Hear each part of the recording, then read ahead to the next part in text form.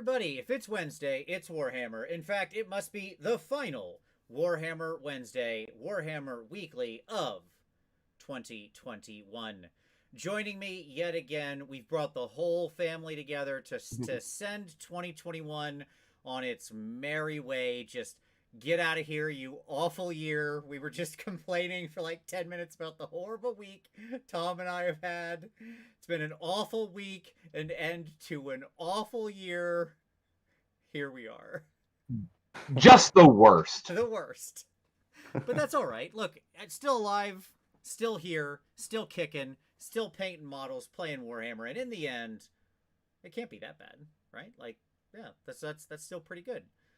Tyler, on the other hand, had a pretty good week. So we're a very good week. Good. Today we're going to talk about a little bit of 2021 retrospective.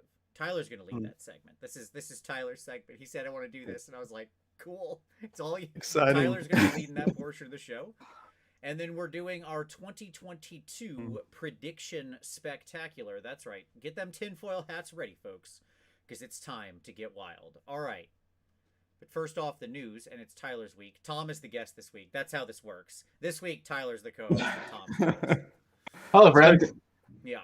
Very confusing. Rumor engine. The first thing that went through my head, a Skaven whip. Is this what Skaven whips look like? Vince Venturella. No, it is not. People said I'm very quiet. Okay, that's fine. Okay. Just a smidge too quiet. I'm gonna fix that. Let's see if that's any better. Tell me if that's better, everybody. No, it is not what a Skaven whip looks like, although it could be. I would be fine with it. Is this better, folks? Are we any better? I don't know. You tell me. I assume I sound normal to you guys. It's always you guys I completely sound normal to and hear you normal. So there you go. That's fine. That's fine. It does feel more like a Daughters of Cain whip, is my honest answer. I think it feels like a Dark Elf whip. Okay. Like a Malarian Dark Elves whip, which maybe I'm spoiling where I think we're going this year. But yeah, I think it's a Dark Elf whip. Yeah, it's too clean. It's too nice for for something Skaven. Like theirs are It's a little more ratty, intentional and bladed. Okay. Yeah. Like sense. Let us not forget that Dark Elves like to put blades on everything, including their lunchboxes. This is true. This is true. That's a real thing in Warhammer Total War. The Dark Elf lunchboxes had blades on them, which was great. They have this. I don't know if they ever have if there's a pattern to be discovered with the opening salvo and their text. Like this week it was. Rumor engine been twisted into horrifying new form by the ruinous powers of chaos. Behold this glorious and untainted new image. So therefore, you're led to think that this is a chaos, probably no, 40K they always just chaos. say nonsense. It's always just nonsense. That's what I figured. Yeah, don't be fooled by them. They're tricking you. So yeah. I like your call. Honestly, by the way, I hope this sounds better. I adjusted the sound up. I moved the mic around a little. That's a little better. That sounds better. My answer is I like your what we're getting into here, whether we were daughters or whether we were, how could this be? I kept the exact same settings in this program from week to week. I've changed nothing. I even have the spot marked where I put my mic now. Nothing changed. Well, I did reset my entire computer. That was part of my crappy week. So I had to lose everything on my computer, but it retained the settings because OBS is obviously online. I don't know, folks. Here we go. Yeah. I don't know. I don't know, man. It's clearly a whip, though. It is a whip. Yes. All right. Yeah. Cool. What else we got? Yeah, Dana, maybe Drakari, Ideneth, maybe, but yeah, something. We have just an inordinately exciting battle box is coming out that really has the entire community jazzed. These two factions, Fire Slayers and Ideneth. I got on TGA.community and just smiles and rainbows. Everybody was nothing but thrilled about the combination of IDK and Fire Slayers, right? Yep. Gonna sell like hotcakes. Yeah. So we have the usual pattern of one new hero per faction. Thrall Master is going to help Which thralls. I have said, this is my prediction about how AOS releases are going to be going for a while. I don't think we're going to get much in the way of big model revamps until with maybe later in the year. I'm saying it's the one new hero and a box type of thing. That's what I'm saying. It feels like a kind of refresher type year. Yeah. Where battle boxes, new battle tomes, that sort of thing. But we'll get into all that. Yeah. Tom, what'd you think of the fire? What's this guy called? A flame keeper, I think. Man, I wish I could share my screen because I would share the friggin' meme of like this next to the Rune Smiter and be like, they're the same model. Because the reality is that like this model, I don't care what he's called, is in the exact same pose, holding the exact same bull crap that the other model is. And they're like, so yeah, it's fine. You know what we needed? We needed a 14th foot hero. That's what we needed. Mm-hmm. We had 13, and 13 not enough. We needed 14th. Troops, right? It's still 3. The number hasn't changed in a few years. Right. Right. Three basic types. So I know you can. Yeah. There's 3 basic foot troops. There's no monsters that aren't heroes. There are no anything. Like it's 3 friggin' foot troop units, 2 boxes, 3 troops, and then a bunch of foot heroes and a Magmadroth. It's just like talk about it more when we get to predictions, but it's so depressing. It's so depressing. It is what it is. You know what I mean? Like it's Fire Slayers and IDK. So okay. Yeah. We took the least popular faction in the game right now and tried to hook them to something that people generally like in hopes that it will sell some of the Fire Slayer stuff. With a bunch of models that that faction doesn't use. Like all foot troops and a shark. Like there were no eels in there. There was no turtle. There was no Yeah. Well, we got a new battle tome on the way. Surely that's gonna finally turn on thralls. It's all about thralls. We'll get it. We'll save it for the predictions. Yeah, maybe. We'll talk about it. Yep. I do like the look of the Flamekeeper. I think but obviously everything you said is spot on. Yeah. Cool I think he looks.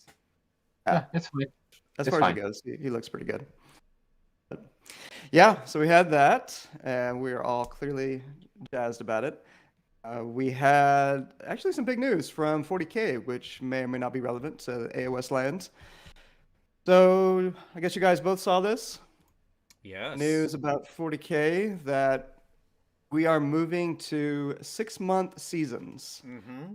So 2 seasons a year. Obviously in AOS right now, we're doing 1 season a year with the General's Handbook.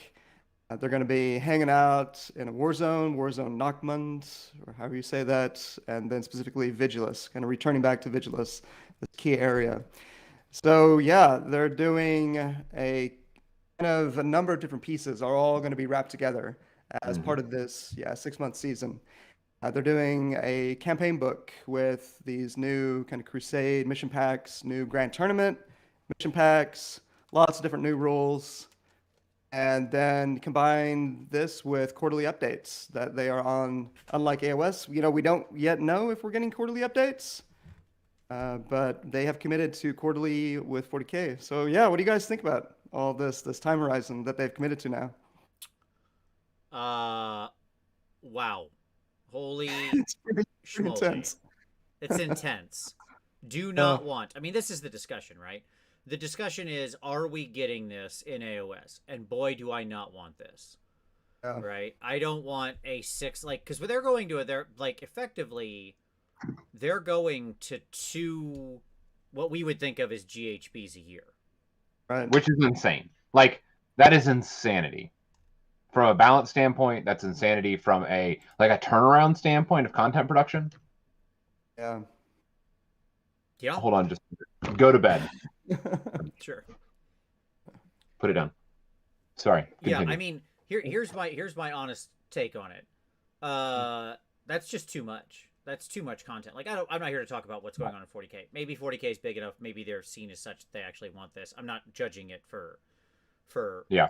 Like maybe it's right, maybe it's wrong. I'm not close enough to the 40K scene to be able to evaluate, right? My but like I do not want this officially for AOS. Like I don't 1 GHB a year is fine. It's fine. I was pointing out last week that I don't want quarterly balance updates, which we'll talk about that a little bit later in predictions as well. Right.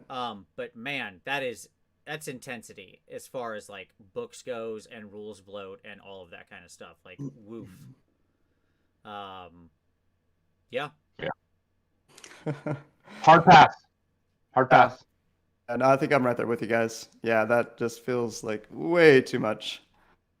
So, I mean, I might be able to get behind, like we talked about, we'll talk more, the quarterly updates combined with one season, depending on particular details. But yeah, this seems pretty wild. Yeah. So, yeah. Did we have anything else? Yeah, we got a lot. Yeah, we got a lot to go over. So it's a quiet time in AOS right now, and that's fine. That's okay. Yep. It's the end of the year. All right, gentlemen, let's talk about some pick of the week. Okay, so Tyler, what would you like to share with everybody? Oh, Vince, that's a great question. What would I like to share? Did you forget to pick something? Buddy, you know who I haven't mentioned in a few weeks? Who's that? A little known channel called Season of War. There it is. I was going to say, I was literally going to guess it, but yes. Take a drink, put it on put your dot on the bingo card. They have just killed it this year. Jordan, Ridge, Cassidy, Carl, everybody over there. Love you guys and gals. Thank you for everything that you've done for the community. It's extraordinary. Check them out, folks, if you haven't yet, for some odd reason. Season of War. Very nice. Awesome. Tom, do you have a pick? Nope, I'm not even going to pretend like I have one. So, guys, nope. Both failed the very basic assignment of this show. Nope. That's fine. It's okay. Vince, I'm about a year in. My progression toward Tom status is in progress. Hey, Tyler was sending me his updates for the show tonight late, just like scattershot in Facebook Messenger. Yep. I've only been here 7 years. It's fine. No, you're clearly both on a path. My pick of the week is to this most recent episode of Trapped Under Plastic, or Trapped Under Plastic, which is the podcast for the miniature painting enthusiast, hosted by Miniac, obviously, and Ninjon, Scott and John's most recent podcast. John talks a lot about coming up for the weekend and doing the big hangout. So you get mentioned some there, Tom. You get talked about, but it's for what? For in Trapped Under Plastic, because it's John talking about his time here. Remember how you were here and we did that? Do you remember that? No, that weekend was kind of a blur for me. It was just the weirdest thing. Sure, it was just you painting, just assembling and painting hundreds of Night Haunt. Yes. Yeah. It was a great time. Thanks, Kathy. Yes, but it was a very fun episode, and they also talk a lot about Golden Demon prep. Obviously, that's very much in full swing for a lot of people if you're concerned about it. And so that's my pick. Go check out that episode of Trapped Under Plastic. It was a lot of fun.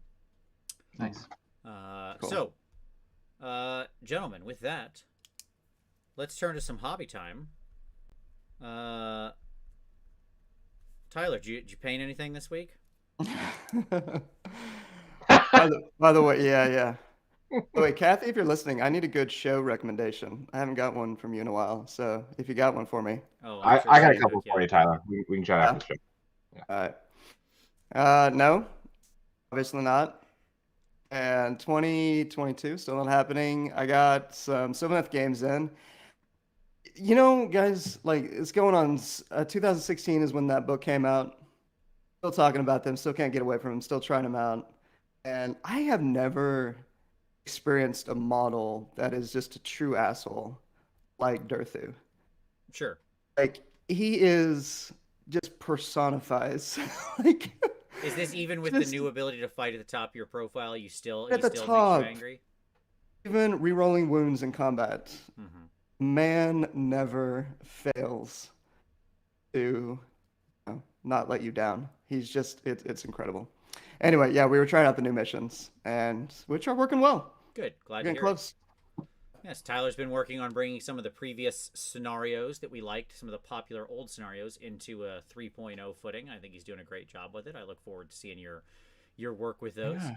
Awesome stuff. So Constantinos and his friends that did that one day here in Sweden. We got a lot of great feedback from that. That's It's awesome. quite cool. Very good. My strong recommendation, Tyler, is to definitely stop playing Sylvaneth. Tom, did you paint anything, Tom?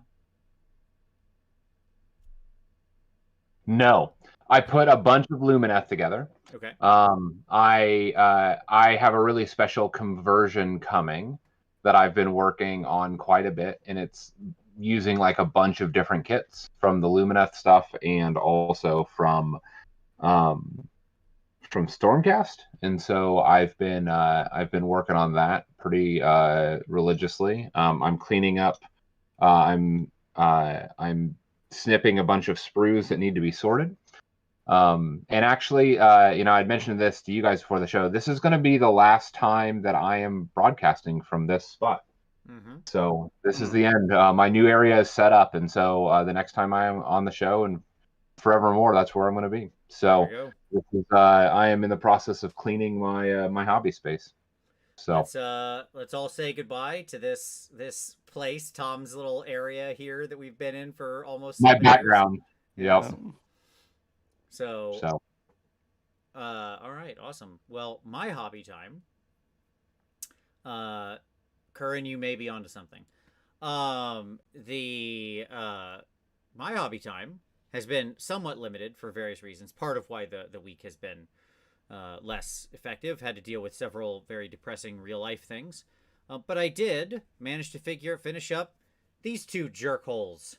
I literally finished gluing the last piece back onto them, or like assembling them from their sub-assemblies 4 minutes before this show started. But there we go. I've got 2 of them. They took forever. I will probably do the hero, and that is it. Like, no, that's not true. I've got to do at least 2 more. I'll do 4 total at some point, but God, did these things almost break me. It's like we got some swords. Yeah, I gave him swords, yeah. Mm-hmm. Nice. Very cool. So looks sweet, man. And this one's attached by only his tail, as you can see. Like, he's way up in the air. This one, they're both attached by their tail, but just different positions. I didn't use their goofy flight stands. Never do we use flight stands. Not in this house. So hey, flight stands can be good sometimes. No, sometimes. Pass. But because of the modeling choices I made with these guys of how I put them, they actually can cohere. Like, I understand they have the better rules to be 3 inches, but I actually can make them an inch apart, like if I needed to. So just in case I need to group them up, I wanted to them, because sometimes you actually need to fit them into a tight space. So there you go. Yes, Kathy is telling me I better do the rest since she bought a box of these for me for Christmas. So don't worry, I will. It's going to be your box, dear, that I do the hero out of. That's the most important model in the army, because that's the general. So that's literally the most, second most behind Skig. But it's, very important model, so don't worry. Is one of them called Huma? No, it'd be like, I don't know how to turn Huma into a rat name, but sure. Skooma. There we go. Skooma. Zato says flight stands are proof that we are alone in the universe. I couldn't agree more. It's a cold, uncaring universe. All right. So that's been my hobby time, but these jerks are done, which is good. And hopefully my computer can, now that I had to reinstall everything and lost all my old stuff, I have to get making videos again. So we'll get on it. All right.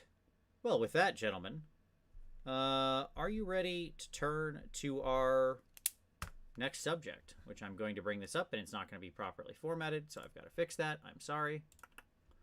I had forgotten to shape this appropriately beforehand. That's my fault, everyone. So everybody's going to have to put up with me fixing this thing in real time like a jerk.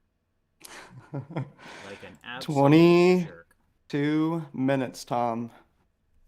Tyler, I'm impressed. Yeah, I'm impressed. You're coming along, man. Good job. Appreciate Absolutely. you acknowledging. Appreciate it. All right. Sorry, everyone, that I had to fix that. That was my fault for not doing that beforehand. Let's start with a quick look back. Okay? Awesome. And here I want to play a game, and I want to involve the audience. Okay? Ooh. So we're going to play a game here, everybody. Here's the first thing. Well, we're going to save the second question. Okay? Because 2 things, everyone. First off, don't forget to hit like, subscribe, and do all those things. Slam those buttons. They're super fun. Do YouTube things. Number 2 thing, audience, I want you to put in the chat, or if you're watching this in the future in the comments, what our worst takes of the year were. What was one of our takes that we had over the course of this year that has proven horribly false and you thought was our worst take of the year? Okay? I want to know, I know what I think. This. I'm but so I want to know excited what you you did this. think out there is our worst take of the year. Okay. Now, we talked about this. I didn't think you were going to do it. Love that you're doing this. All right, cool. I'm excited. I told you I wanted misses and mistakes that we made. Like, this is what I thought the way to do it, right? Bring the audience in, let them tell us. Because the problem was, I know some of my bad takes, but I'm going to miss them. You know what I mean? Like, I'd have to go back. Yeah, totally. But there you go. Some Nurgle. All right. Some Nurgle. But here we go. Okay. Before we get into that, everybody's going to start writing down. They're going to start putting in the chat the worst takes. But first, what did we learn for 2021 in Age of Sigmar? Tyler, what was your learnings this year? Yes, and don't hold back, guys and gals. Yeah, hit us with the stuff. Yeah, absolutely. But butcher us, please. I mean, the first thing I learned is never say you don't recognize somebody's name, especially when you actually have seen that name before. You just happen to forget in the moment while you're doing a live show and your brain isn't quite processing in real time. So Tyler, yeah, that was a lot of fun, guys. You're never do that. Don't do the who are you? Who? No. Never again. Yeah. All right, I've got a bunch of them. Why don't we go back and forth? Maybe I'll give you guys one, go for it. And you can hit me with one. Okay. So the value of 3.0 standardized scoring, how we've moved toward, for the most part, this hold 1, hold 2, hold more battle tactics type scoring. I thought it was going to be nice, but didn't think I was going to like it as much as I have this year. And I think there's a fair amount, like one open question that I have is, what's a good balance between the number of missions, the type of missions that have this standardized scoring, and missions that don't? So like, let's take Veins of Gur. The Veins of Gur in the 5th battle round, you've got 15 points that are on the table you could get. I don't think we're burning in the Veins of Gur, so I think it's 15. No. Yeah. And Savage Gains, old school border war, before they messed it up with the fact, that was another one. So yeah, what do you guys think about, like, I was kind of curious your thoughts on that question of sort of old score type scoring where you can rack up points, etc., and the standardized scoring. Definitely love the new scoring better. I think I said this is actually a take I'll stand behind. This is one of my, I think, good takes. Right away, I think I identified that new scoring was a huge deal, and it was going to have a huge impact on the game, right? Because it keeps scores tighter, it makes games a lot more back and forth, and the scenarios that adhere to that actually like use the new scoring system tend to be the good ones, and the ones that don't pretty much aren't. Like, that's not completely true, that's a bit of hyperbole, but it's also not that far off, right? So yeah, I think that this is one I'm actually pretty proud of, because I think I was on point, but what I learned was my guess was right at like, wow, did it have an impact. So yeah, I agree. Tom? The worst take? No, like, what do you agree on the scoring thing for the new scenarios? Yeah, I think so. Okay. Yeah. All right, Tyler, what else we got? Let's see. So we did talk about Savage Gains. Just continue on this, the missions, is that I remember in the show we did, I thought it was going to be okay, and you were pretty staunchly against the change with the fact where if anybody missed it, we were playing it. Well, I think there was some confusion about how we were supposed to play it, but generally, I think for the most part, we were playing it to where the two in the middle, Savage gains is one bordering each of your territory, and the two in the middle, we were playing it. Even if you hold both in the middle, you still only get a max of 2 points. I changed it to where you get 4 points, and I found that the scenario fell off a cliff for a lot of people after that. So I was a little surprised by that, and kind of related to the standardized scoring thing. Yep. Maybe I know there's still some stands out there for the way that works right now, but let's see what else we got. The value of one use only on grand strategies in a tournament setting. No duplicate use of grand strategies. So I told you guys, my friend Jeff Nauman, he owed Gateway Open, one of the few tournaments that I managed to get to this year. And I just thought that was an excellent change.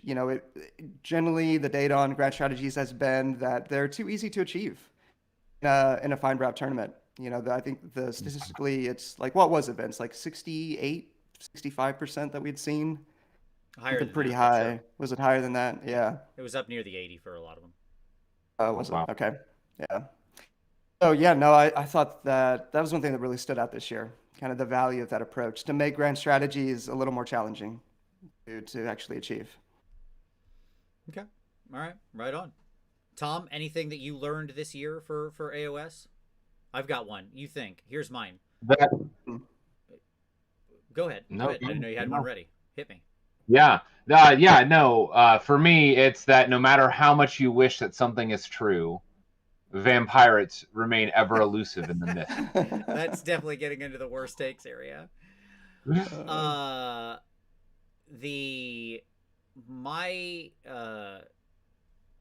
thing that I think I learned is one, definitely time matters, and 3-hour rounds should be the new norm for rounds at a tournament.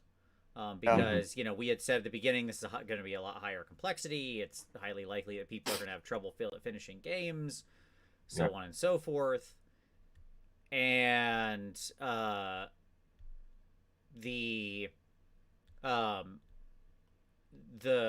definitely came true. So I definitely learned that in 2021. The other thing I think we've definitely seen is that skill does matter a lot in 3.0. Probably more than it did before, but it still doesn't but for the majority sort of fat middle of players, as like when we did the stats show with JP, right? It's still going to be the army imbalances that swing the day, and we're in a period now where we're seeing some really significant armies. This big clutch of the Sorrowful or the Sullen Six down at the bottom, who we might as well just call like the Terrible 10, frankly, honestly, at this point. It's expanded with the newest stuff. And those armies have just fallen out because they're unable to compete. Now, sure, can the best player or one of the best players in the world, like somebody like Bill Sousa, come up and still do a lot with them? Yeah, sure. Absolutely. You look at like Byron doing pretty well with Slaanesh and stuff like that, and Bill Sousa having Slaanesh, like Evan doing good with Slaanesh, right? Like these, it can be done, right? Even these bad armies can get to 4-1s, 5-0s, but it really takes somebody at the top of their game, right? And like that shouldn't be too surprising, yeah. But like in 3.0, because of the nature of scoring, especially if the scenarios are picked right, you really do have an out for high skill to matter. Yeah, I would agree with that. Which is good. That's a good place to be. It would just be nicer if a lot of people weren't being handicapped by the army at the same time. Right? Because most people will never achieve that high level of skill. It's just, I don't mean that in any kind of insulting way. Okay? It's just like there can only be so many Louis Scott Vargas in the world. Right? Like, sure.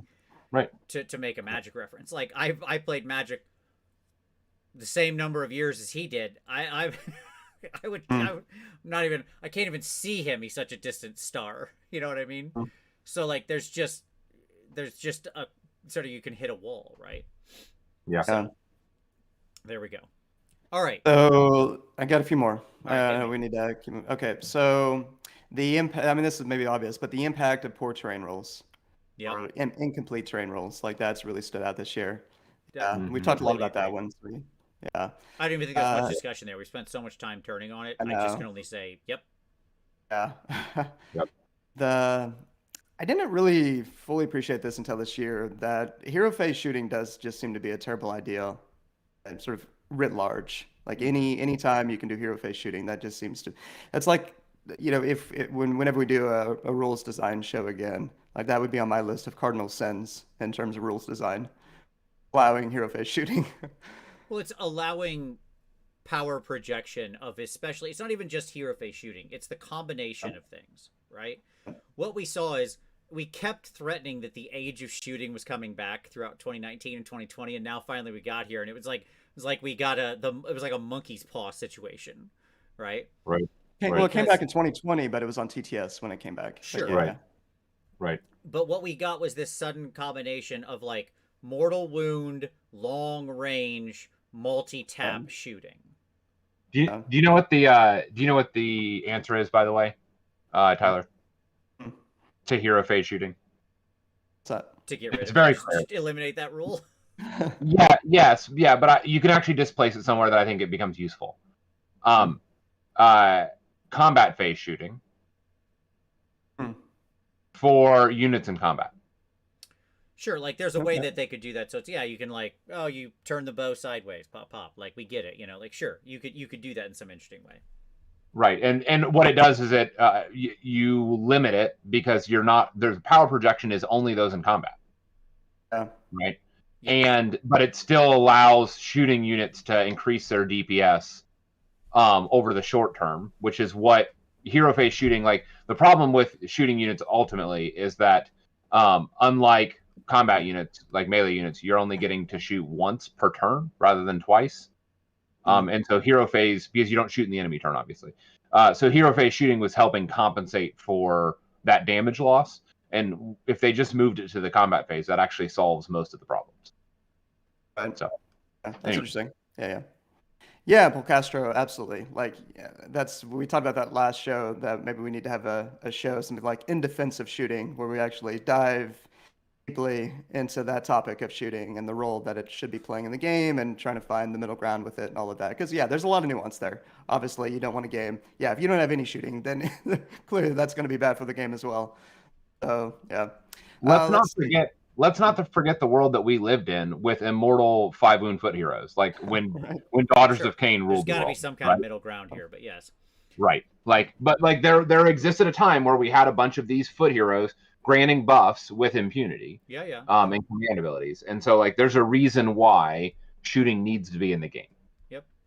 Any other what we learned, Tyler? Yeah, let's see. I got a couple more here. I mean, I think we're officially in the era of the real middle, should be what all of us expect. Studio, playtesters, community, that 45% to 55% range. We had a number of years where obviously you had coined the fat middle as the orientation, kind of give a little bit more slack on expectations. But yeah, to me, like we're well past that point now on what should be expected writ large. Yep. Playing by intent, that one came up a few times this year, and I know Tom had some experience with that this year as well. That I feel like in the community, there's still not sufficient shared understanding about what that means and the importance of it. Sure. And maybe some disagree about whether we should be playing by intent. But yeah, I'd love to do a show with you guys about that topic. And we talked about how there was a great article recently in Goonhammer on that subject. That was a great article. Really liked. Yeah, it did a great job of kind of breaking out some of the different elements underneath those three words, playing by intent, and the nuances there. So yeah, I would love to explore that in greater depth, but I really think that's kind of an under-tapped area that's pretty important to tournament play experience. It's good. Just all play experience. I don't think you can put that quality in there. That's like true. It's going to make a lot of your friendly games in your basement a lot more fun too. It's just a good habit to be in, because you're trying to create a shared reality with something that's honestly pretty fiddly. Right? Like fiddly rules with fiddly models moving in a 3-dimensional space, right? Mm-hmm. The number of arguments I had when I was younger over like an 1/8 of an inch or a 1/16 of an inch or something, and it was just bad. It was just us not communicating, right? Let me rattle off these final ones. We can move on. The value of less is more. Definitely have noticed that a lot this year. There's some kind of disagreements around that. I think some people feel like the Stormcast Battletome was kind of crap. Vince, you and I'm not sure, Tom, your views on Stormcast Battletome, but we were big fans of it and sort of the design philosophy behind it. We clearly still need a better process for updating points. That was a hot mess in the latest rounds. How much work actually goes into Warhammer Weekly surprised me a lot this year. And anyone who produces content, like I had no idea the amount of work that goes into the show. It's pretty nuts. So yeah, I really commend you, Vince. Too much for it to be this bad. I think that's the point. That's fair. And a couple more. Let's see. Some real ongoing differences in tournament packs around the country. We're going to have somebody on here soon to get into that conversation a little bit more. Some of the differences between tournament packs that are still happening. I'm really looking forward to that. But I wasn't quite aware of some of these, really sizable differences in tournament packs that are still out there. And how people do things. I look forward to the discussion. I'm excited to talk it through. I mean, there's like the Midwest, and then there's a bunch of people who are wrong, but I see no reason why we can't have a discussion. Sure. I'm just messing with all the East Coast, West Coast people who I know have taken umbrage. But no, I actually am very much looking forward to the discussion because I don't get to play, obviously, in the West Coast scene at all. I'm not going to go out west to play in tournaments, right? So most of what I do is Midwest and South. So, I am fascinated by the sort of regional differences of how people think about the game. I'm done. Okay, cool. All right, worst takes of the year. Here we go, gentlemen. I'm going to scroll it back here. Scrolly, scrolly, scrolly. If there's any worst takes you didn't see in there, then let's get to it. Drop them in the chat, folks. Flaming poll right out with worst take, Skaven are well positioned for 3rd edition. Ooh, got me. Got me. Burned. Yeah. I stand behind my take that Skaven are the most fair army in 3.0 right now, as clearly the rules have seemed to say. Yeah. Or the results, I'm sorry, have seemed to say. But yeah, boy, are they. I was so excited for them to be positioned, right? But I didn't understand the nature of the reinforcements hitting them so hard. The 1-2 punch of like reinforcements and how important just damage in general has become. Like being limited on your reinforcement points and then needing hammers right now is a real challenge. Okay. Oh, we're almost in the clear. I got one. We're almost in the clear with the logistics problems. Oh, geez. Did we ever say that? Like that at some point, like on the other side, we're like, yeah, things are going well. Things are starting to even out on release. Sure. I mean, look, do you want a fun statistic? Sure. Okay. So I don't remember who this poll was. This might have been like an Ipsos poll or something like that. They polled Americans. This is a U.S. poll. So for people outside the U.S., this doesn't necessarily represent your country.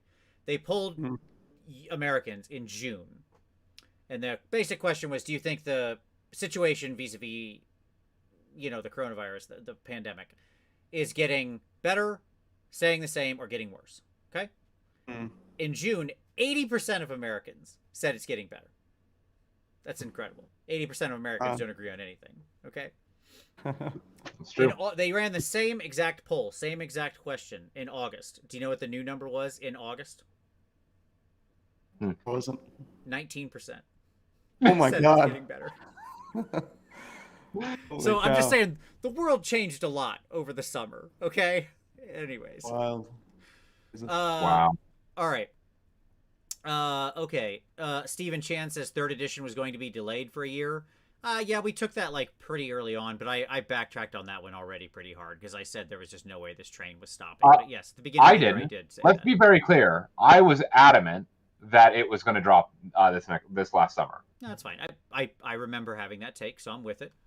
Yep. Let's see. Skaven, that was technically Cinderfall. That was our that was the 2020 prediction show when I said Skaven were going to be in the new starter set. So, that's fine. That was when we were doing the Broken Realms predictions. I guessed orcs, didn't I? Yeah, you did. You did guess orcs, yes. They were new orcs, but they were orcs. Sure, but yeah, I'll give that one to you. Vampirates. A lot of people saying Vampirates. Let's see. I saw you trying to slide in there, Tom, with the drones. I stand behind that. Yeah, your drone take is terrible, and I will take you down. You know what? You're terrible. There you go. How do you like that? Let's see. Lot of support for Van Pirates. Yeah, you know what, folks? Vampirates won Holy Havoc for favorite army. Let me just say that. It just took somebody's custom work, but yes, there you go. It took somebody's custom work. So, I mean, there's gas there. It's just GW that fell behind, not us. Mm-hmm. Wes Odin says all of Ninjon's takes on Soul Blights. Oh, gotta love John, but hard agree there. There you go. Yeah. Let's see. Crazy Horse says worst take, Croak is broken. I mean, we said that about original recipe Croak, and I agree with that take. Still, original recipe Croak was broken. New Croak has a random element to him where he can just suddenly die, which immediately took him out of the competitive landscape because Spike doesn't like random elements. No. Yeah, sorry. Try again, Picastro. We got an easy out on that one, buddy. Yeah. We've been consistent on that. Secretly, Paul says Tyler choosing not to paint is one of the worst takes. I agree with that completely. That's low hanging fruit there. You're gonna have to try a little harder. I had a lot of bad takes this year. I mean, FDD says Gargants. I don't know what my take was on Gargants. I said the book was poorly designed. I stand behind that to this day. Maybe I said they're not that bad at some point. Even though it's winning, it's still poorly designed. Yeah, it is a terrible design book and awful. Yeah. Yep. Let's see. Oh, we might have said third ed was going to be light for changes. I don't remember if we said that, but I'll trust you that we did, and we were definitely wrong if we did. So there you go. Yeah, lots of heavy subsystems. Yeah, I didn't. I will openly admit I would have never predicted the changes to be this big. So I'll give that as a worst take. Absolutely. Let's see. Somebody said anything that I said about Doc was a bad take. Yes.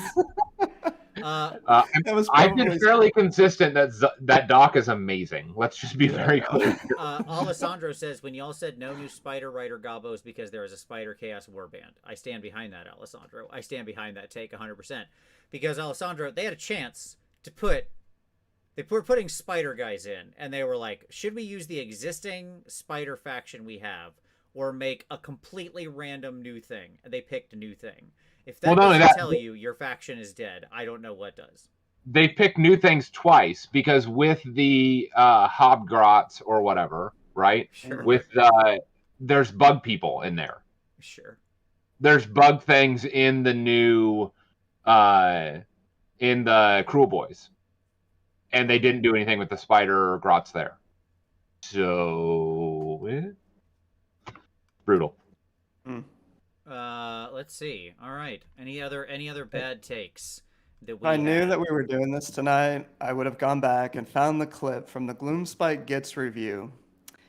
According to one Tom Lyons, Boingrot Bounders are basically going to be the most deadly. That's like from OP. 2.5 years ago. Yeah. Come on, let's be fair. That multiple times that we were horribly wrong on that. Yeah, that was a long time ago. First of all, a long time ago. I'm telling you my favorite all time. Oh, okay, got it. That's fair. I was totally wrong. I was totally wrong on that one. I own my mistakes when I'm wrong. Yes, we were very wrong there. That's cool. Yeah. Any other? So Tyler, what other takes have we had that you think were some of our worst? Oh man. Oh Lord, God, I had to think about that. That's fine. I've got one of mine. Yeah, let me think about it. Yeah, sure. So one of my takes that I thought was that I thought didn't age well. Okay. Other than the Skaven well positioned for 3.0, which I think was definitely like that is aged like just a rotten piece of fruit left out in the sun. Okay. But one of my takes that I think didn't age super well was in my initial excitement for Ironjaws. So I'm gonna fess up to this. Like oh yeah. Yeah. You were not excited. You were not excited about the update that Ironjaws were experiencing. No, it's not what I mean. We were I wasn't too excited. You're right. I thought there's no way the book could get even better a third time, and yet it did. Okay, but Right. honestly, it's too good. That's exactly that. That's the take that I'm saying here. Like we both totally missed that, man. it's too fast, it hits too hard, and there's this sort of blind spot that I know I have, and it's hard for me to see past it, especially with an army I really love, around alpha melee armies, because alpha melee armies don't scare me. Right. Like I know how to. Because you're like screens. Like I build armies with screens, and I've played against it 100 times. Like nobody's gonna alpha block me. I'm not worried about it, right? But and I'm not trying to sound like a jerk. I just mean like it's not a winning tournament strategy, folks. Like people don't generally go 5-0 on the backs of alpha melee strategies, other than like a few times in history where you could like tie up their entire line with like right. Or if you had eels that could jump the line. Yeah. Eels or eels who could jump. Yes. Yeah, anybody that can jump on. Yeah. But what I didn't respect is just how much of an absolute problem it was going to be for a lot of people, and how much of not a fun time it is for them to play against. And we still live in this world, by the way. It's uncorrected. It's just I think my worst take was not understanding just how much of a problem that army would be. Not even, and I'm not talking in the competitive results, because like Ironjaws is doing decent-ish competitively. Okay, like it's not the Sinister Six still easily handle Ironjaws, because again, most players piloting those armies to the top of tournaments, they have the tool set to easily handle an alpha melee army, right? Right. But that's not 99% of the games. 99.9% of the games being played aren't those games, and it's just a bad time for a lot of people, and it makes me sad because I really do love playing the army. Like I'm not gonna lie, it feels like you're all gas, no brakes, 100%. Like you are just, man, it is everything I ever wanted out of my Timmy brain can barely stop itself. But that's one of my worst takes, right? Not understanding just how much of a toxic experience that was going to be for a lot of people. I should have seen it. That's a great one. Yeah. How many come to mind? I've got a little one. So, little one. Literally a little one. Go Trick. Now, I would like to think that we were sufficiently qualified in our discussion around Go Trick this year early on, when there was a lot of talk about him, and whether he was an issue or not in the meta, whether he needed to go up in points or not. But I have the feeling that maybe we were could have been a little more tempered at the time when it comes to Go Trick. Having played him quite a bit this year after that initial show, I can't remember which show it was, but we were talking about what we thought needed to change, updated, toned down, etc. Sort of the problematic elements in the ecosystem. He was the one that I found to be sort of the most actually relatively in line. But of course, I think he got the largest point increase of the last round, the balance update, like a 50 point increase. Vince, does that match your memory at all? Or yeah. I don't know that that's a worse take. Go Trek, I feel, falls into much the same camp as what I just said with Ironjaws. Like, it's also it's that. Sorry to interrupt you. It's that, and this is the thing I struggle with our show and these conversations is that I told you, I was joking with you one time about how sometimes I feel like you pull out this trump card because I think we're having a conversation about competitive AOS, and we're actually having a conversation about casual AOS. Well, we're having a conversation about AOS, which is about AOS. Right. Yes, but I mean, what's the most? This game will never go to a tournament. Right, exactly. What's the first principle? What is our baseline? What is our starting assumption? So that's where I often feel like I'm not thinking about that as the first principle, as the baseline in some of these considerations. I'm thinking about my experience, the experience of other tournament players, and how well you can or cannot handle Go Trick or whatever the case might be. So anyway. I said in competitive scene, he's not that big of a deal. And I stand by that. Having piloted him in my NashCon list, like I had the option every game of choosing between a list with Go Trek and a list without Go Trek. I chose without Go Trek more than I did with. And generally, that's been my experience as well, Tom. Like facing him against him, for the most part, you are able to play around him, and Anyhow, yeah, that was one that stood out to me. I didn't especially appreciate at the time when we did that original show, but. Fair Ooh, enough. Paul, that's a good one.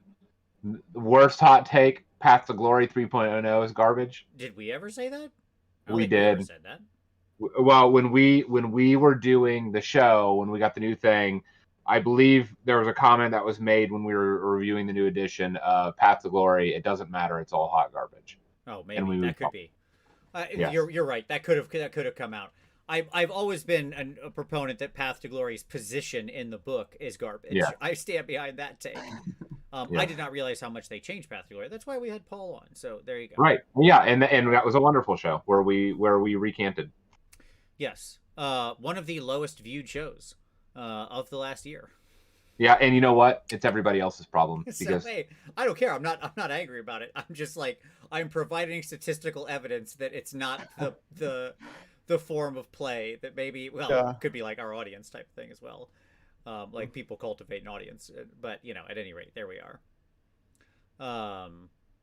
Paul's right. I do remember. I can't remember our exact words, but I remember after that show, I think we might have talked about it, like feeling like, oh, we shortchanged the Path to Glory side We of this. definitely shortchanged it. I'll say that. That's 100% true. Yes, we didn't give it its due. Yeah. But its position in the book still remains my greatest frustration. Why is it in the middle like that? They're still doing it. Please stop. Yep. Please stop. they're doing it just for you, Vince. I love the new system is really strong.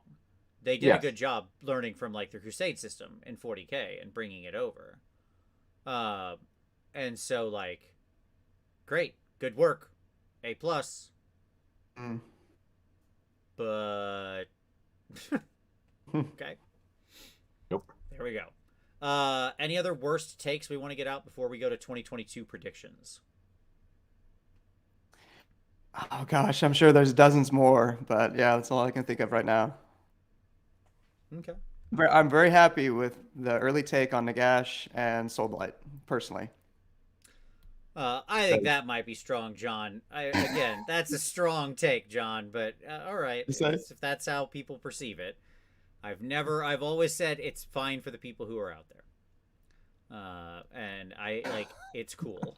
I don't know that I ever was that hard on it, but sure. But you're right that people do have an audience, right? So there you go. I certainly know plenty of people who play it, so that's not the question. Yes, many people play Path to Glory. All right. 2022 predictions. Boom, boom. Let's do it. All right. Well, that was a fun, not quick look back, but that was fun. Okay. You need to do that more often. I'm sold on this being a good idea. Yeah, I love. Well, this is one of my favorite shows of the year. Absolutely.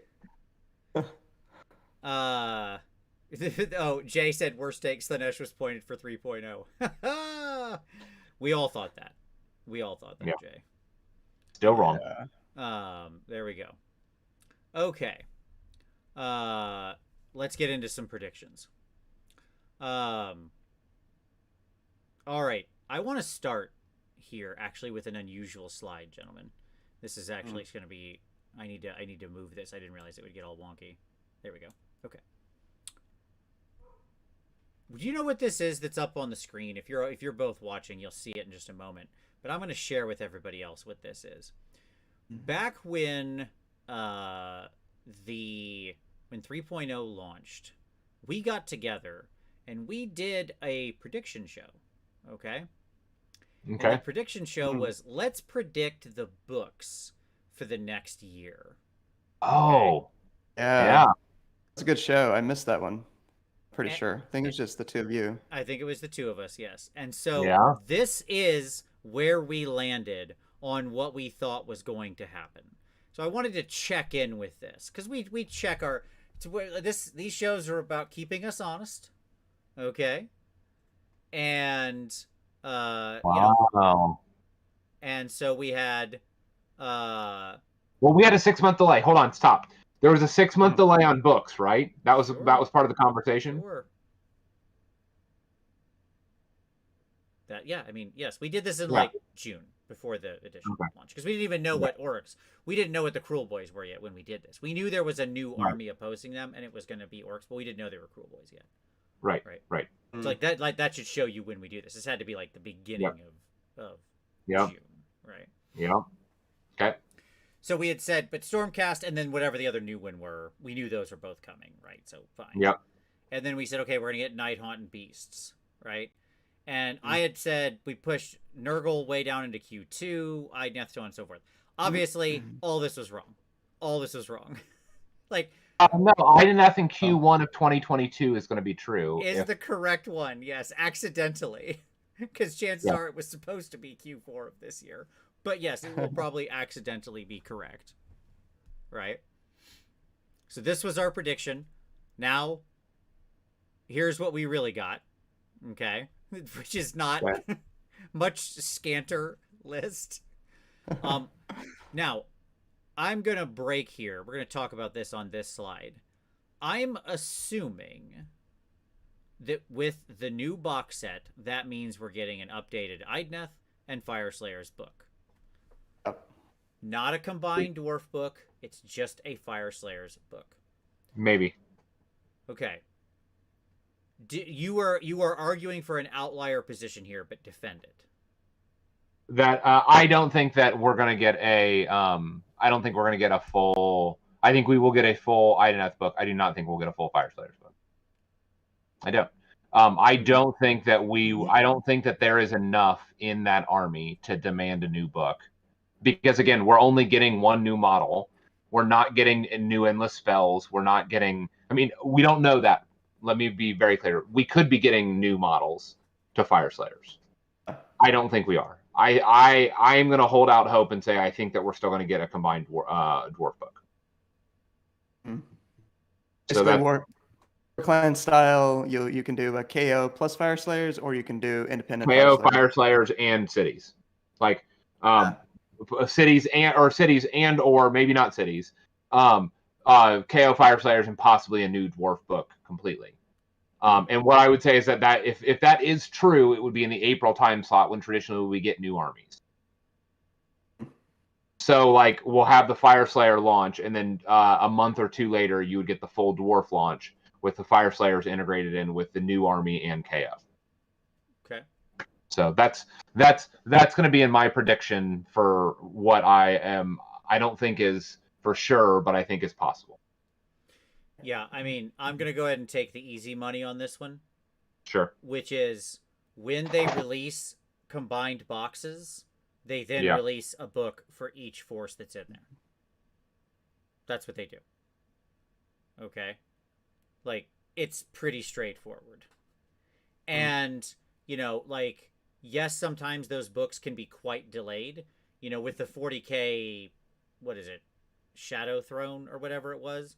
Like, because of the shipping stuff, the Custodes and Genestealer, like, that box came out in December.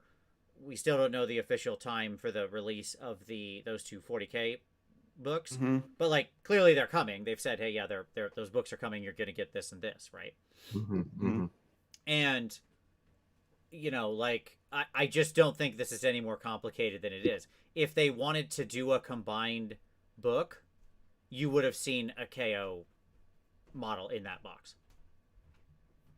That's what it would have been. Because they're not introducing a whole new range. The only time this ever didn't happen, the one time you could point to in history, is only Cruel Boys were in Dominion, but their full book was a combined book. Okay? But that's because that was a whole new range of new stuff. This isn't. These are all existing models. This is just a Fireslayer's book. Because otherwise they would have put in like a Gun Hauler and 5 Thunderers instead of the 5 Auric Earthguard and something or whatever. Not unless there's a planned delay between the book update and the box drop itself. Which I don't. They release these things with. I don't think there's a planned delay. No. We had that with Sylvaneth. When Sylvaneth dropped, Sylvaneth didn't get a book update for like 2 months. Again, like. That was still when we had a dual box. That was still there. I remember the Sylvaneth thing. But yes, you're right. There was this slight time delay because of either shipping or other oddities that happened. You remember, Tom, that was an oddity that got pushed back. You know how I know it got pushed back? And that wasn't the original plan? Because the Sylvaneth iBook went live on the original day it was supposed to, and we all downloaded the tome. You remember that when that happened? Because they forgot to reset the iTunes go live date? Sure, but just remember that even the gets that were in that, all the squigs that were in that box, that was not corresponding with a book release, a gets book release. Sure, yes. Sometimes these battle boxes, you're off by like a month. Okay. Right.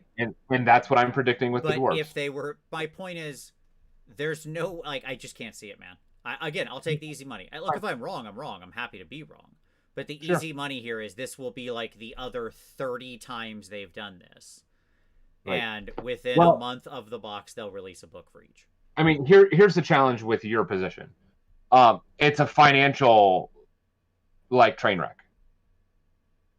Fire Slayers are simply not a viable financial line. I don't disagree with you, but that hasn't stopped them from doing silly things before. Popular. They are the least popular. Yep. They are, in both from a tournament standpoint, representative, from an aesthetic standpoint, financially, they have to be one of the least purchased, least supported armies in the game.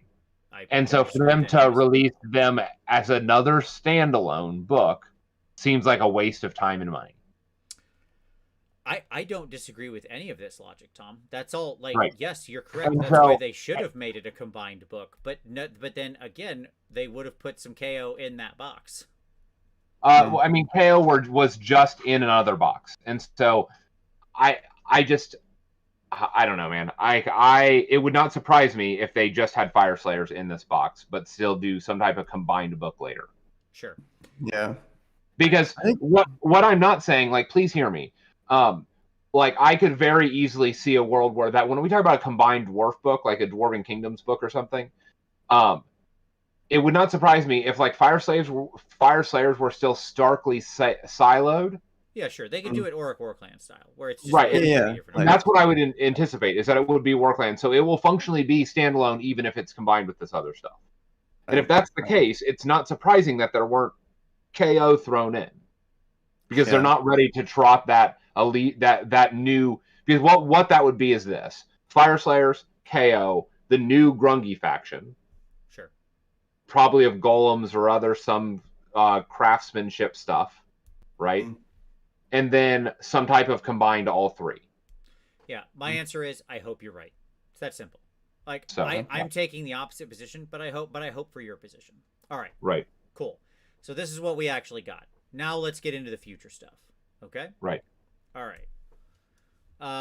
Which I love how much less we got. But I guess we didn't realize that the end of 2021 would be a shipping and, apocalypse, as it were, and everything would get pushed back.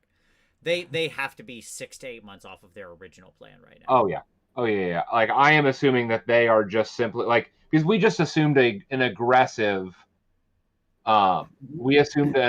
release for 3rd edition. And what we got was a tepid release of a handful of books. Right. But such is the world. I'm not blaming them for that. Yeah. That's such is life. It's rough all over. All right. Ended up with 7 battle tomes this year. Yeah. Kane, Slanesh, Lumineth, Soulblight, Stormcast, War Clans, 3 factions within there, and Nurgle. Okay. Here we go. Put it down now. Number of battle tomes released, actual battle tomes. Number of battle tomes released for AOS in 2022. What is the number?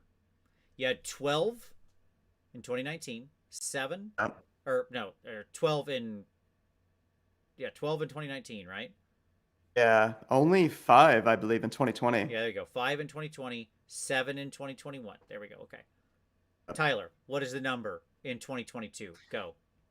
I've got, let's see, I'm more along the lines of Tom's thinking on this Fire Slayers KO thing. Like, to me, it's either they're going, not to regurgitate it, but it's generally, I would seriously doubt they're going to release a standalone Fire Slayers battle. Hit me with a number. I'm sorry. We're not talking what yet. The number. Okay, so 1, 2, 3, 4, 5, 6, 7. 7. You're sticking behind 7. Tom, your number. 4. 6. 6. I'm going 10. Wow. Okay. I think. I mean, like your assumption is they're going to ramp up production to meet like to play catch up on the 3rd edition stuff. I'm going to say that we still have production issues and we get screwed. Yeah, my guess is the beginning of the year is slow, and then we get a deluge around summer to fall. That's my prediction. Right. So we'll see. Most people were guessing between like 6 to. We had a couple 12s. A couple like that. AOS List Labs, what's up, Smorgan? Says 8 and 2 campaign books with subfactions. Okay, I like it. That's a good way to get it 10. That's an interesting 10. I like that. I hope we do see. We're going to talk about campaign books in a minute. Okay. All right, there we go. Okay, we'll see what actually happens. But I thought we'd start here with some rumor engines, gentlemen, to guide our discussion. These are unanswered rumor engines. Okay? So these are rumor engines to which we have not seen the associated model, according to Warboss Kurgan, who I trust in all things rumor. So Nighthaunt's coming. Indeed. Are you saying that from the spooky pick trailing smoke along the I'm candles? saying pick one. Pick one of the 1, 2, 3, 4, possibly 5 images that are Nighthaunt. No, I only see potentially 2, I'll say, honestly. Which 2? The bottom, top, middle, 2? and bottom middle. What about the bottom left? I understand that. I know that design. The pattern is identical to Lady Olander's. I understand. You know what's cool in ZCAD, Tom, is you can copy paste things. It's pretty cool. I know. I understand that. That's also a very solid boat type structure. Yes, it is. It's the ghost boat. It is a ghost boat. I thought I turned everything up. Am I still quiet, everybody? I really boosted my sound quite a bit. So if I'm still quiet, and I've turned them down, so it should be much more even now. So people who are live, please give me a quick sound check to tell me that we're about even. I've really tried to push this back into to balance here. What jumps out at you? Yeah, so you mentioned some Nighthaunt. I agree, right? Like, there's obviously some very strong Nighthaunt vibes here. Yep.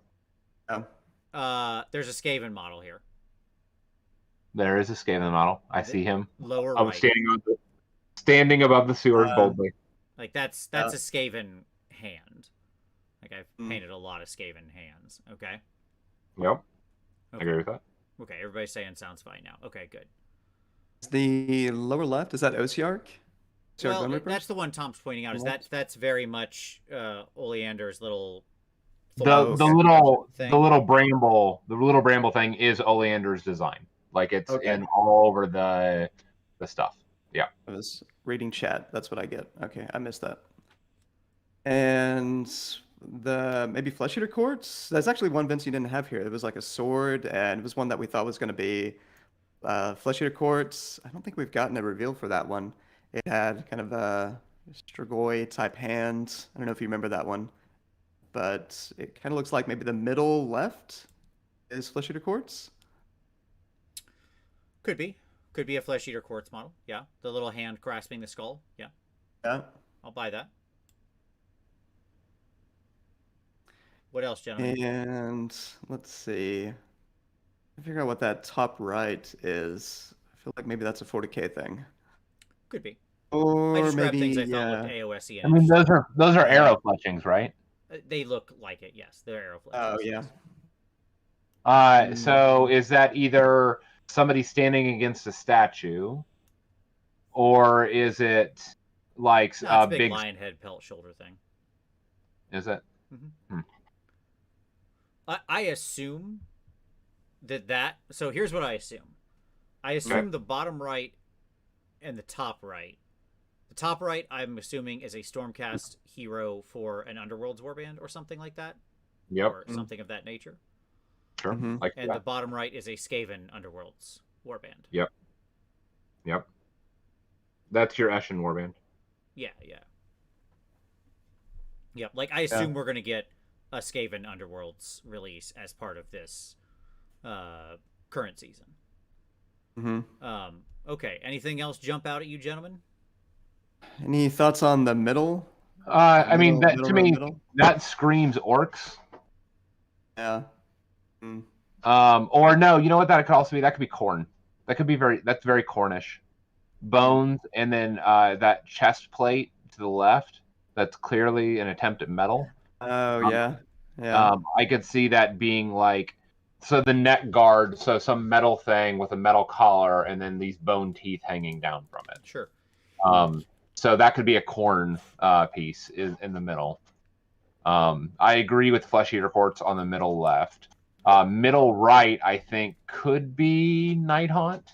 It's a tree on a tombstone, so it's something. It is a tree on a tombstone. It doesn't necessarily have to be deathy, but it could be. Right. Yes, as has been pointed out, the middle one, that symbol you see only part of is the corn symbol. So. On which one? On the middle? Yeah. Yes, corn. Got it. And then the Night Haunt is for at least two of them. The bottom middle, obviously I think it's probably Night Haunt too. Yeah. And notice the similarities between the little tentacle thing on the spear, the prow of the ship, and the near the lantern, the metal. Yeah, the little brambles next to that. Yes.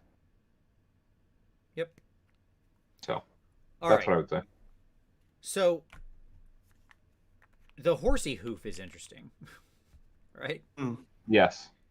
Because that's a very old rumor engine, by the by.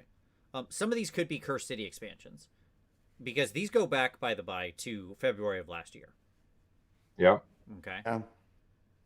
And some of these could be cursed, like some of the undead stuff could be Cursed City expansion models.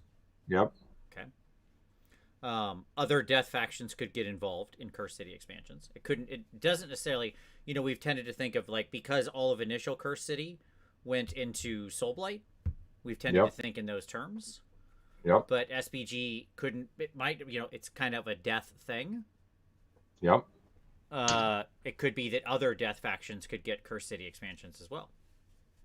Right? Like, you could see ghosts showing up in the city or something like that, right? It doesn't have to be just Soulblight Gravelords as Cursed City expansions. Now that we're back on track for those. So, who knows? Okay. So, to me, I see a lot of, like, Underworld / potential expansions. I'm not sure I see anything here that really points me in a direction of, like, oh, this is clearly a new army, was really my point. Sure. Right? The reason I say the Skaven thing in the bottom is definitely an Underworlds warband is because that's clearly a crazy sculpted base. Right? And that's where they do super complicated sculpted bases, is in stuff like Underworlds, right? Yep. Right. So, okay. Oops, sorry. Predictions. Let's get into it. Okay. So, I'm just time-stamping this. Hold on. All right.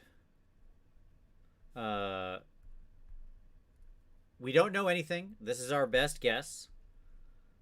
We have divided them into likely, maybe, and wish list, and I have attributed the guesses to the individual person who gave me the information. Yep. And we've looked at things like rumor engines, other reasonable assumptions, like the age of the books. I will say they don't seem to care about the state of the book. Tell me I'm wrong. Right. That's true. Okay. Like, I know a lot of people will say, oh, but, this book is in really bad shape. Well, when they started working on it 2 years ago, they didn't know that or care.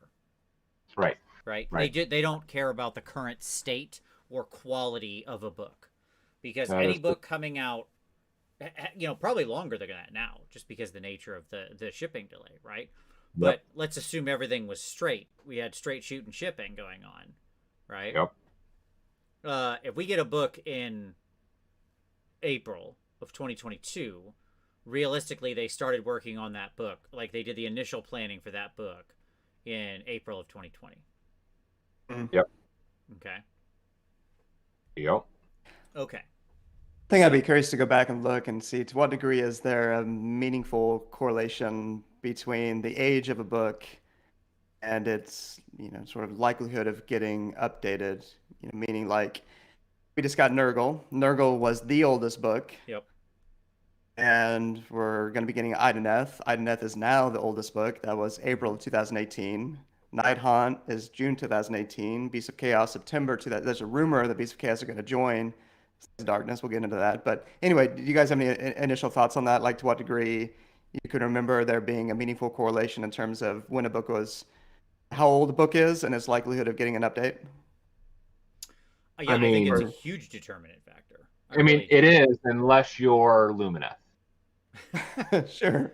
But yeah, that's just it. I don't think it's the only thing. I think that and that's why I say you can't. There's no single North Star here, right? Like we're navigating a ship in the Southern Hemisphere. Like there's no single star we can look at, right? Are you really saying a company producing its own producing this game has no clue what's going on? No, I'm saying that at the time that they decided, hey, let's do a whatever book, right? They weren't aware of what the meta was in the middle of 2022. They had they had some models that the sculpting department set up, and they had a list of things that they knew the ages of their books because they already had an existing plan in 2021. We're going to roll out this book, this book, this book. We're going to launch 3.0. It'll launch with this book and this book. Like they have their project plan. They have what they've launched in the past, and they have whatever models happen to show up through the little, elevator up from the sculpting department into the design department. Yeah, like to be clear, they would have known what products would be out, but they wouldn't know how the community is using those products to build armies. Right. Yeah, they wouldn't have a full conception of exactly what the meta was going to be like or how powerful something was or whatever. Right. So, okay. So let's get into the specifics. Here we go. We're like I said, split into likely, maybe, and wish list. So let's start with likely. Okay. I'm starting here with the new Fire Slayers and Ideneth book. The trigger of the Fire Slayers is whether Tom's right or I'm right. Fire Slayers will have a book. Right? They will be updated, yes. Yeah, whether that's part of a larger tome with other dwarf crap in it, or it's just them, they still have a new book. Yeah? That we all agree on. Yes? Yep. Okay. And we know there's going to be one new model with each. I call this the Nurgle model, which is confusing. But it's the Nurgle. That should say paradigm. Yeah, the Nurgle sorcerer. The Nurgle paradigm, right? Of,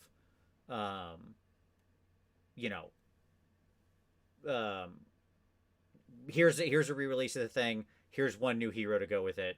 Go nuts. Right. Okay. Cool. Yep. All right. Yep. So let's start with the generic items that I put up to discuss because, we all said this, right? Yep.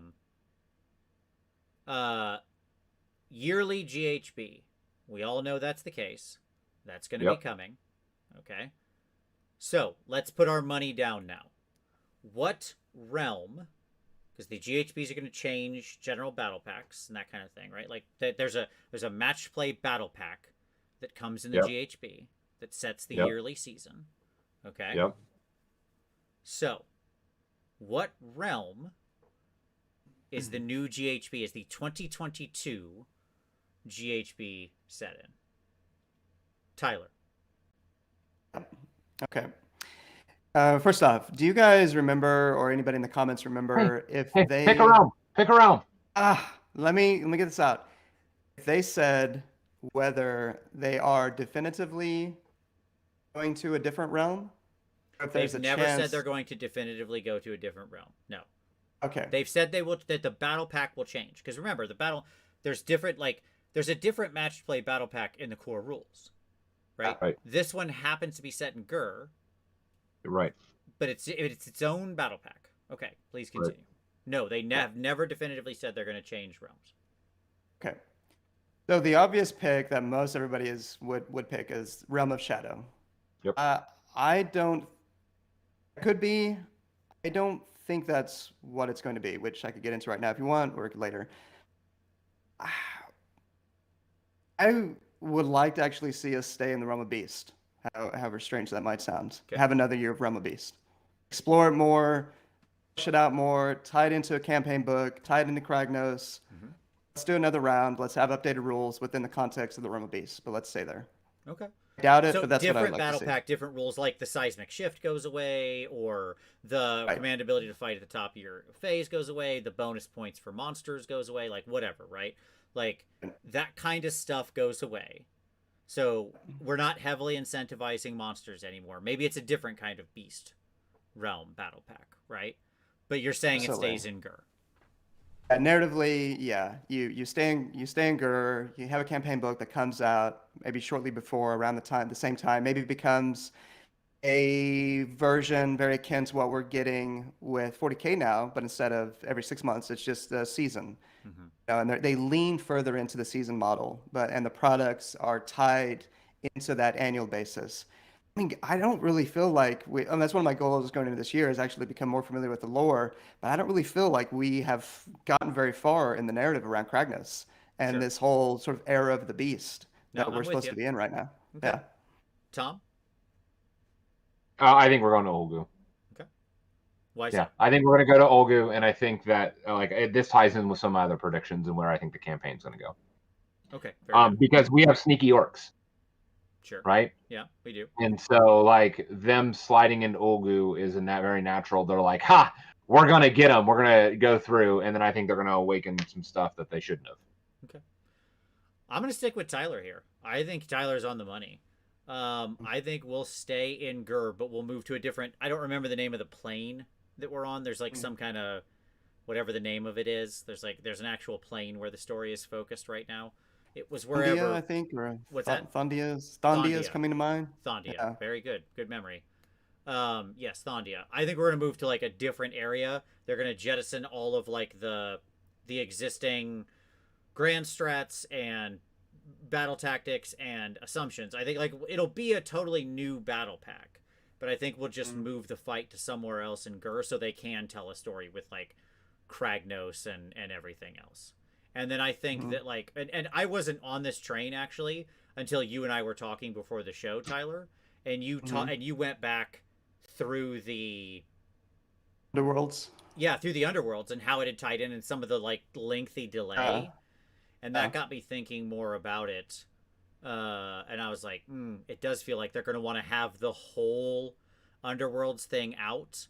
Like, release the whole Underworlds to set it up, then have more of a campaign introduction, then drop it. Like, 2023, go to Ulgu or something like that, right? Like, they want the whole Underworld season to be a complete precursor before they ever go there. Yeah. The timing doesn't exactly match. So Shadespire was October 2017, followed by Night Vault in 2018, shortly after. So basically, the prior versions of Underworlds had been led into a new edition. But we're a little off course for that to be the case, unless we have a new edition coming out in 2023, which seems pretty unlikely. We don't. Exactly. right. So, but absolutely, that's the pattern that we've had. Shadespire, Night Vault for 2.0. Beastgrave came out before 3.0, kind of as a precursor, and then, now Harrow Deep.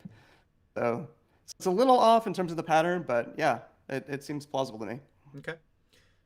Balance updates. What cadence are we going to get? 40K is doing quarterly. They said they're going to keep doing these balance updates, but they didn't give us a cadence. When they happening, folks? What do you think? I think they're going to happen every 6 months. Okay. I don't want to think about it. I think you're probably right, and I think that within I think they will discover it's a mistake, and they will wind it back. Okay. Within probably a year and a half to 2 years. Okay. Tyler? Jack and Smorgan are calling out my verbosity, my verbose answers. Cool. Appreciate it, guys. Quarterly updates, better or worse. I think that's what we're going toward. All right. We'll see what happens. Yep. All right, let's get into some specific predictions now from each of us. So here's my likely items. I think there's a new version of Warcry coming next year. I don't want that. We don't need that. Warcry's great. It's fine. It's fine. It means nothing. but it's the year's up, folks. It's time. Like, the machine grinds ever onward, and the machine doesn't care. Yeah. So I think that's coming. I think we're gonna get. So here's a thing that I had a long think about this over the past couple of days. Okay. Okay. I watched Cult of Paint, which is Henry and Andy and such, and they did a like 2021 kind of wrap up show, right? And they looked at like the best models of the year and talking about best paint jobs and stuff like that. It was a really really cool show, and I love looking at these amazing paint jobs. But one of the things that occurred to me watching it was like, wow, there's a lot of centerpiece models. Yep. Right? Like Kragnos, New Croak, Techless. Nagant. Well, no, like, and I'm talking about basically in the last year-ish. Oh, got it. Right, Got it. that Got have it. been released. Be'lakor.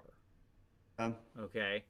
The dragons. Maybe even, sure, yeah. The big dragons. Maybe even like you could count something like Sigvald in there. I don't know, but the point is you get what I'm saying, right? Or at the very least you could pick the big Glutus.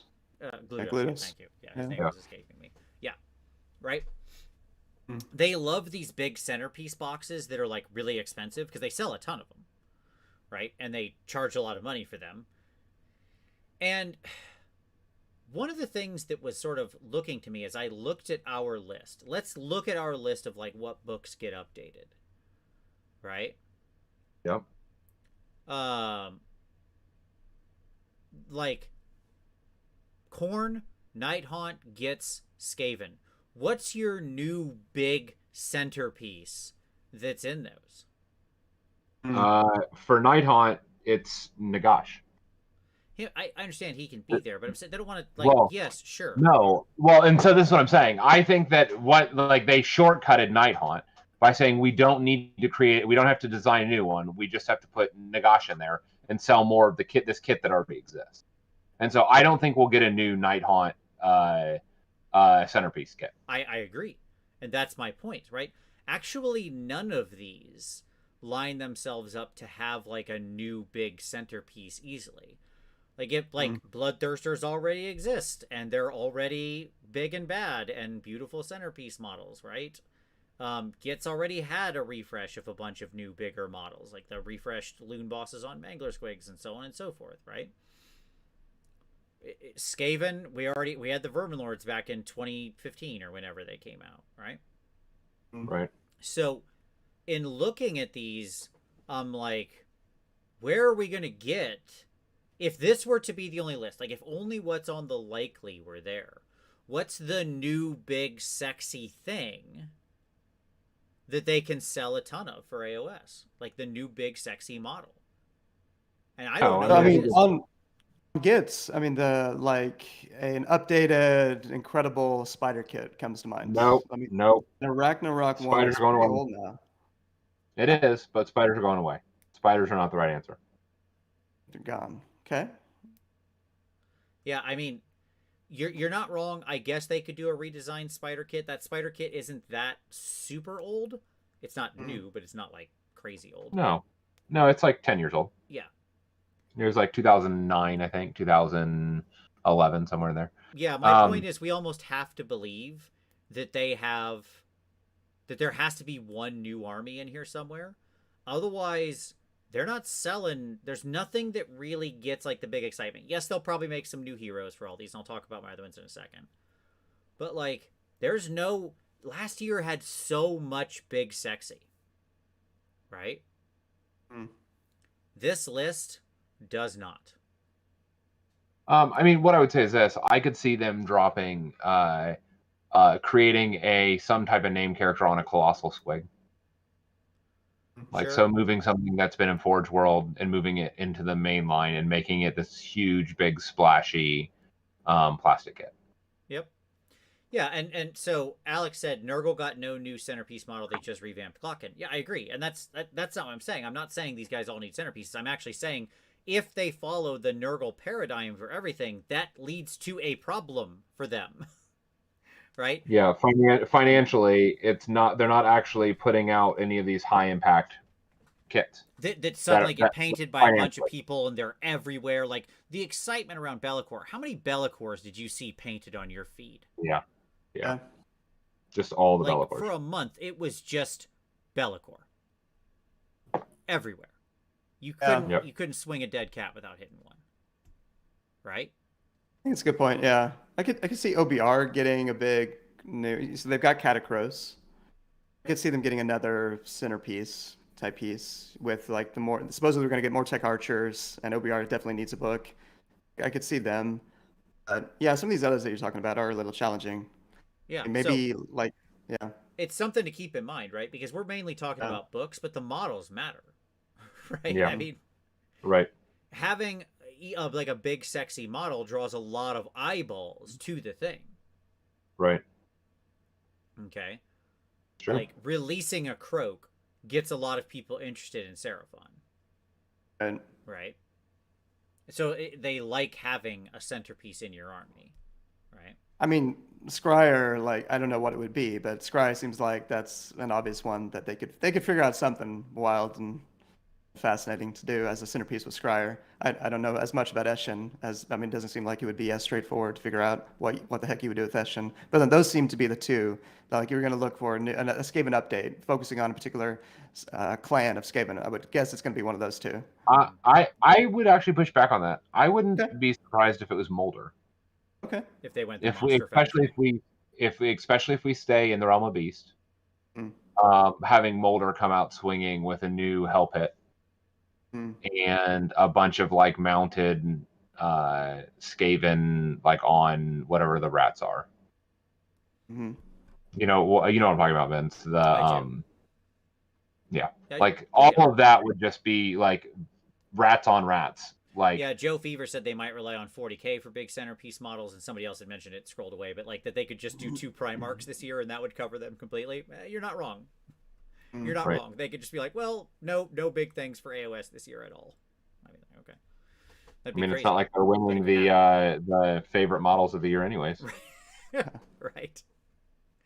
All right. So my argument is let's talk about the books we all agree on are likely, and then we'll get into some individual predictions. Khorne, or no, I guess Khorne isn't on your list. I'm sorry, Tyler. I apologize. Nighthaunt and Gitz appear on all 3 of our lists. Okay? Yep. Nighthaunt, as you mentioned, will be the oldest book. Okay? Yep. And Gitz appeared on all 3 of our lists because why? It's that it got a Tome Celestial. Yeah. Right. December 2020, and then Battle Tome was January 2019. Yep. And yet we're all here predicting a Gitz book. Is this actually rampant wishlisting? Why do we think this is likely? Oh, definitely number one, the Battle Tome. It is so old. I get the Tome Celestial update for 2020. That was before 3.0 launched. Sure. I would just simply start with that. And I do think there's an opportunity to have a couple of new kits come out. I'm apparently a little more bullish on Spiderfang than Tom and the prospects for it. But it seems like it's time. Okay. It will be like your 4 oldest books, so we're all clear here.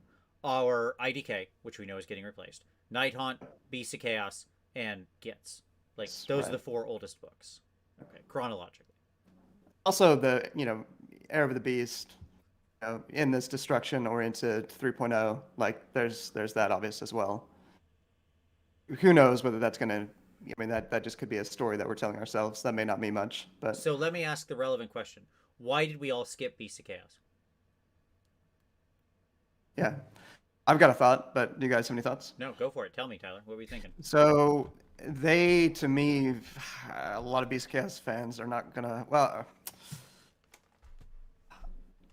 I feel like they're either going to become the next Bone Splitters or they're going to get a couple of actual kits, new kits.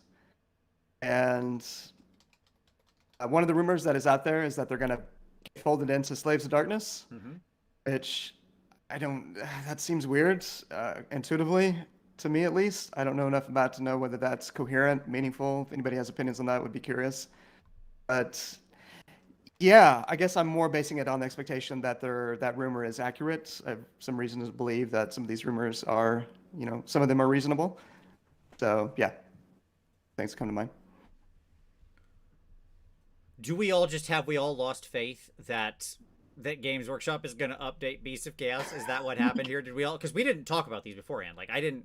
Everybody did these No. individually. I sent everybody off to go send these to me. We didn't chat about these beforehand intentionally. Right. Yeah, Go ahead.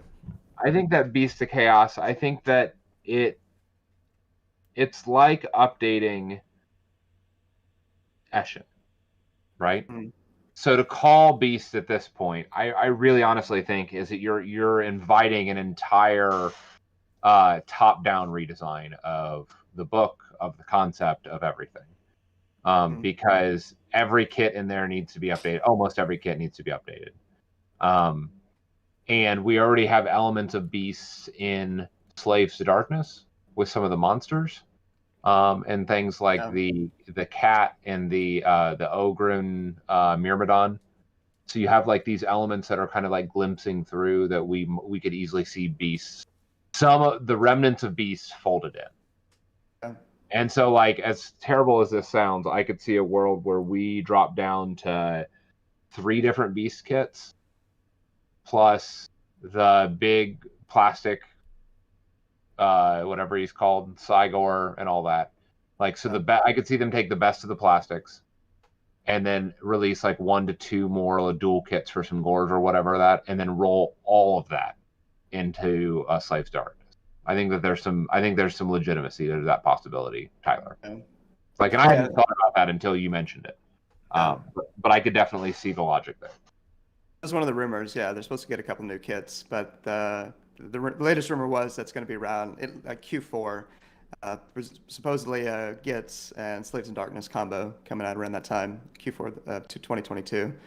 But yeah, it's such an old faction. And, I mean, I know there's a lot of Beast of Chaos love out there. Would love to see nothing more than them to obviously not get the Bone Splitters treatment. But yeah, there's also this consolidation that's going on. I mean, I think we have this trend we've been seeing, and why I suspect Tom might be right with the Fire Slayers and KO getting consolidated into one book. Now we have been seeing more of this in the game, and it just kind of feels like a little bit of a natural ongoing step with these factions. Well, I mean, I think it's safe to say that like designers seem to want to move away from hordes. Like that there seems to be a push in even the concepts and in fielding armies, and inherently Beasts of Chaos are a horde army, period. They just are. And so it would not surprise me if it thinned out and got mixed in some sense with slaves. Pared down and mixed it in. So I'll say I'm not as bearish on beasts as you all, because they're going to show up on my list in just a moment. But I just think they've been a sort of abused faction, and I would like to see that change. I think that they are some of the most hardcore players, are beast players who really love this. Yeah, and absolutely. Yeah, I'll get to them more when I get to my prediction around beasts in a moment. So, because I'm not sure I agree with anything that was just said. Okay. I think that the Khorne release will be in the Nurgle paradigm, and I think the new model will be Volkia. We'll get a new Volkia hero. We got Skull Taker. I could see that last time. Yeah. Volkia is way out of date. She's still fine cast. She's a gorgeous model. She's due for like an amazing blow up. That's so cool. Like that would be so amazing and fantastic, and it's what we all want. It's what we all need. I'm sure some sculptor would be in like within the studio would be thrilled to take on that project, right? To update such a cool model, such a unique model, such a classic model. Yeah, such a classic, right? And so yeah, I think that's going to be my call there. That they'll follow that paradigm. Khorne will come out. They'll have a very like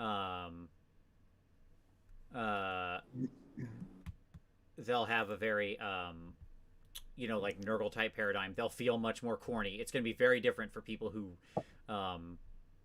who really love the Johnny-ish nature of Corn right now, I think it's going to be a hard handbrake turn, like into this like not at all experience that feels like that.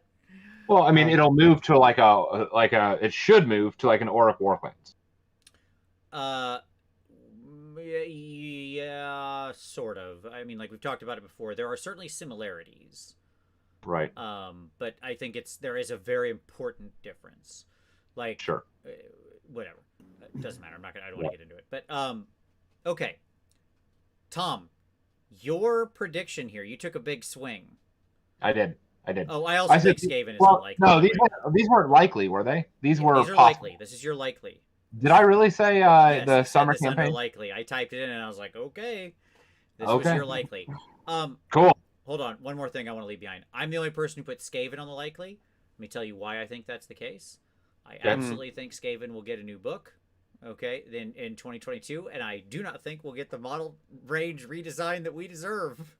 That is just me believing that such is my lot in life, that they will simply re-release a 3.0 book of Skaven and update nothing. I think that will happen. Skaven is a pretty old book dating from February 19th. It is the 6th oldest book, including IDK. So that was part of my reasoning. Yep. It is... I think they will make a new book. They won't update the range. I wish they would delay it a year and just update the whole range, but I don't think they do. I think... Well, that's the rumor. That's the latest rumor that's out there, is that Seraphon and Skaven will be 2023 with some updates to the range. I don't buy it. I think such is my luck that I'm going to get it this year, and it's just going to be like, here's your Underworld Warband in a book or something like that. I don't want it. But I'm telling you, I think that's just the nature of the world. All right. I know my luck. This is what I feel. Okay. Tom. Summer campaign related to Malarian. This is a big swing for likely. Hit me on this one. Defend yourself. So I think that we are going to, again, and I may be a year ahead, right? Like we could stay in Gur for this year and then jump to Ulgu next year. But I think that it makes sense if we are in Ulgu, that like there has to be a narrative push for that. Mm-hmm. And I think that means that it's a campaign associated with Ulgu, which would mean that, and I'm not saying that we would necessarily get a Malarian release. Yeah. Right. But that we would get the trickle, right? So if Warcry has a relaunch, which I think is possible, if Warcry has a relaunch, we get one of the warbands in the Warcry maybe as just like the Shadow Stalkers, right? We're in that last Warcry or the one Warcry box. We could potentially see these other Malarian related warband or something. Like we could get like little glimpses of what's going on as they're diving into Ulgu, and then possibly culminating with a Q4 Malarian release. Okay. All right. Now, I disagree, but I like the take. I just think the whole thing will be 2023. Right, which it might be. Like I'm not going to say that it's not. Like it could very easily be spring of 2023. Sure. All right, Tyler, you had some books that were just you here in Likely. You took a big swing on Likely. KO, Bone Daddies, Maw Tribes. Defend your belief here. Yeah, well, I mean, this is a little boring. I thought one of us should represent some of the rumors that have been floating out there for quite a while. And I did go back and, I sent you that list of, here's the book release order that we've had since 2018. Which I'm referencing right now. I have it over this item. I mean, KO are like Jan of 2020 is when they came out. You just skipping a lot of tomes. Right. That's true. Well, KO, I'm thinking that it's going to go with Fire Slayers. Like that is based largely on the assumption, that it's going to be a dual book. A multi-book. Yep. Yeah. And then, the Bone Daddies, we've got the Mortek Archer and the Warband. There's been rumors of OBR getting a book. They need it. That seemed like a pretty straightforward one to me. It's not as old as some of these others. What was that one? OBR. 19 was 2019 October. Mm-hmm. Oh yeah, it's up there, but not quite. And Mod Tribes, yeah, I mean, so kind of similar to what Tom was saying about a campaign. My thought would be that we're gonna get a summer of destruction, and we're gonna stay in Realm of Beasts. We'll get a campaign book set in another part of the Realm of Beast. Advance the storyline. We'll get maybe some factions or sub factions getting some love, and we'll get an Ogres update in that summer. Okay. Here's what I'll say, if we stay in Gur, then to me the Maw Tribes thing makes more sense, because you're right, they'd want to focus more on that as the story. But like, again, that's not jumping like a huge. That's still a good jump. Okay. Yep. All right. Like we're still skipping a lot of people there. Headhunts we've talked a lot about them. They're pretty obvious. Yeah, the oldest book other than IDK, who will get a battle tome now. And then finally Gits. We've discussed that. So I didn't have Khorne on here. They're another one that obviously needs a book, and you could easily think that Khorne would be on the list for this year. I just want to shout out something that Autumn Lotus is talking about, because people are talking about like how to make beasts more interesting. And Autumn Lotus said, sort of in this sort of shift into the spookier imagery, evil nature spirits mixed with skinwalkers would be a great visual shift, or gnolls. Yeah, I would love more D&D stuff like gnolls. I'm not saying they were the first people to think of gnolls. I'm just saying that's what I recognize them as. And like, yeah. Especially because, you've got gnolls, you've got flines, you've got all those different kinds of things. Man, I would love that. That'd be great. I'd love to see those kinds of things be more in there. All right, let's go to maybe. All right, so this was our what we considered likely. Now, gentlemen, let's talk maybe. Here's where we get into the meat. Okay. Here's where we get a little bit weird. All right, maybe items. Here's mine first. I think we're going to get some new terrain kits and a terrain book. That's right. I think they're going to take a second bite at this apple. Okay. I think terrain kits feel very likely to me. We had the Dawnbringer Crusade sort of terrain. I think that they're going to have to do, like, I think they've clearly been playing around and putting different terrain rules on things like having impassable on the faction terrain. You see at Warhammer World, they use things like impassable terrain in the game. Yep. Right? And so to me, I just think we're going to get a guide to like AOS terrain. Here's the new terrain pack, right? With a new kit. A couple new kits, like multiple different new kits. Okay. They had that 2-page photo, 2-page spread in the core book, I think, where we saw its illustrations of all of these different terrain pieces. It's like this Dawnbringer Crusades. I don't know what it is exactly, but yeah, we got some of those kits already. And yeah, there's a number there, I think, in that spread that we have yet to see that could be kits. That's a great guess. I like that. Yeah, so there you go. All right, we'll get to the books in a second. But like to the battle tomes, that is to say. Tom, you had standalone Path to Glory books, and I added like 40K, which again, this actually feels like a super strong guess to me. And you put Warcry update here. We already talked it through. It seems inevitable to me. I moved it to likely for me because it's just they're on a 3-year cycle. It's what they're doing. It feels written in the stone. Yeah, I would even get. So I was saying the standalone Path to Glory.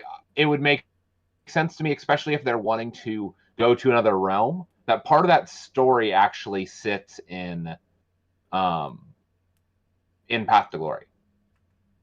Does that make sense? Like you don't move into Olgu with armies. You move in with warbands. It's like small advanced forces. And so it would not surprise me if they, I had mentioned the possible campaign stuff with Malarian. It would not surprise me if a lot of that is actually carried or corresponded with the Path to Glory stuff. And they actually, because I think they realize how good of a hit that they have. And so that's a book release. Like that's just simple content that you have to write. Sure. There's no model. If you look at 40K, they are doing this. Like part of what they announced with the seasons was also like, yes, there's this match play season thing to it, fine and dandy, whatever. But there's also Yep. a Path to Glory Yep. releases that go along with this that match the seasons in the war zone and do all of that, right? Right. So it just feels like that's a slam dunkaroonie to me.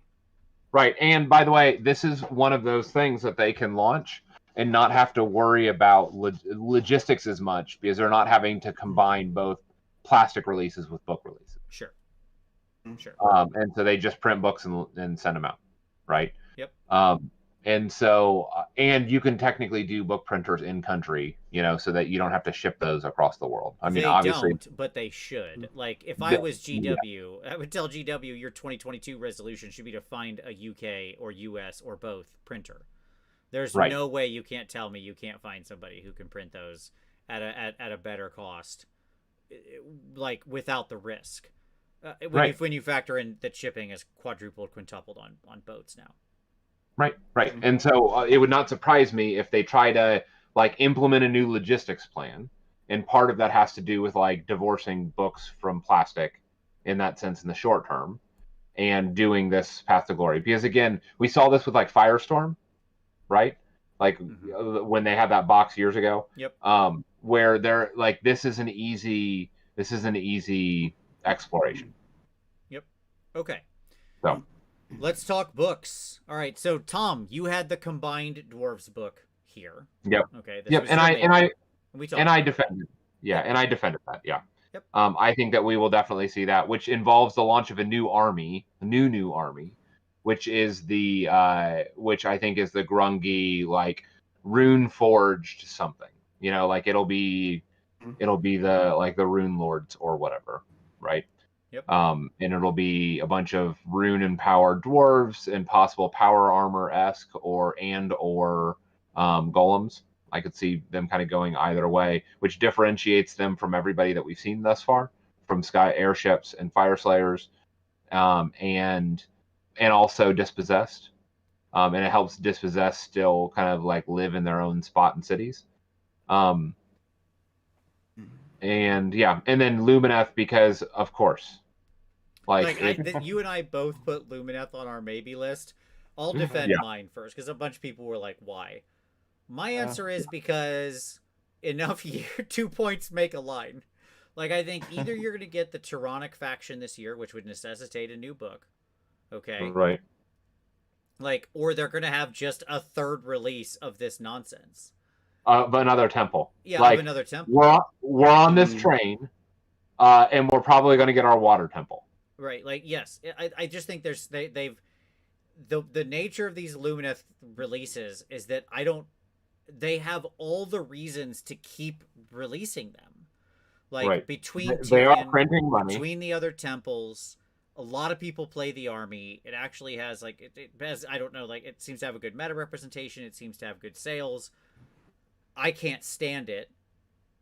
But it needs fixed in the meta. Not that drives this, right? But they wouldn't have known this when they planned this. I think they're just planning this big release strategy to bring in these elves as a major force and faction, right? Right.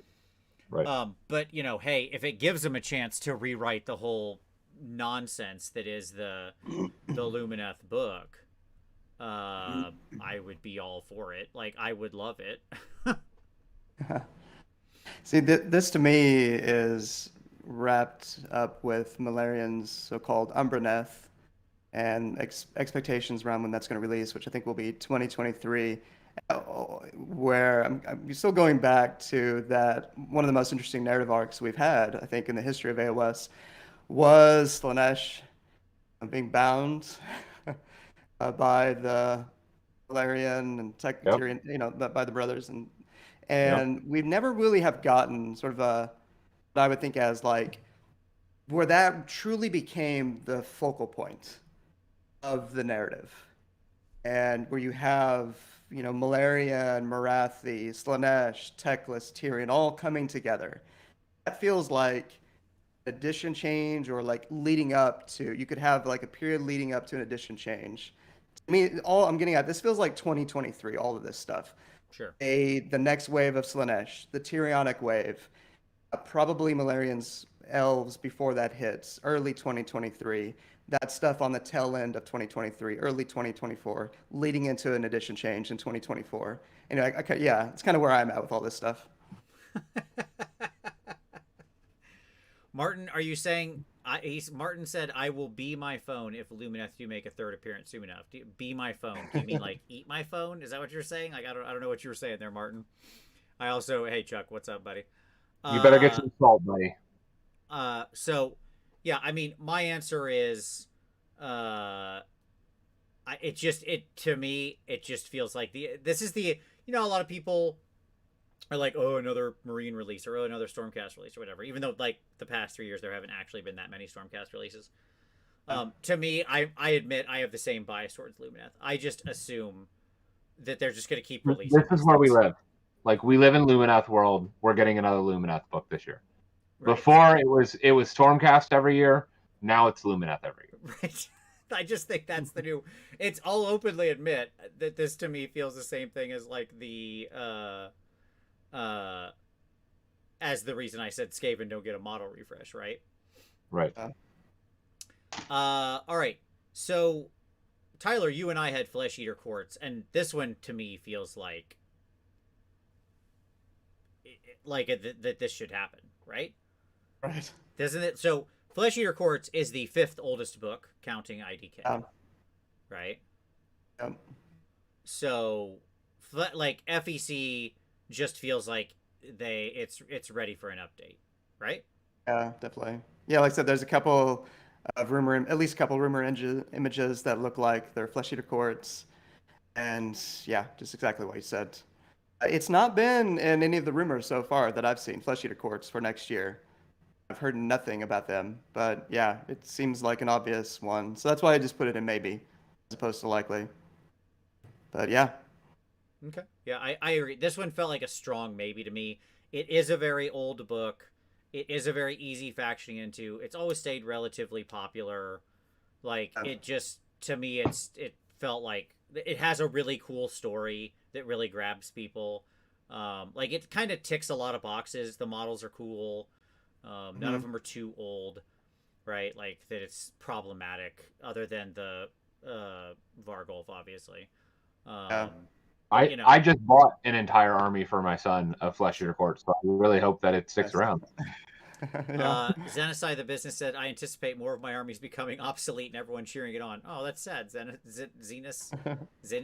I don't know. What armies are you playing? Okay.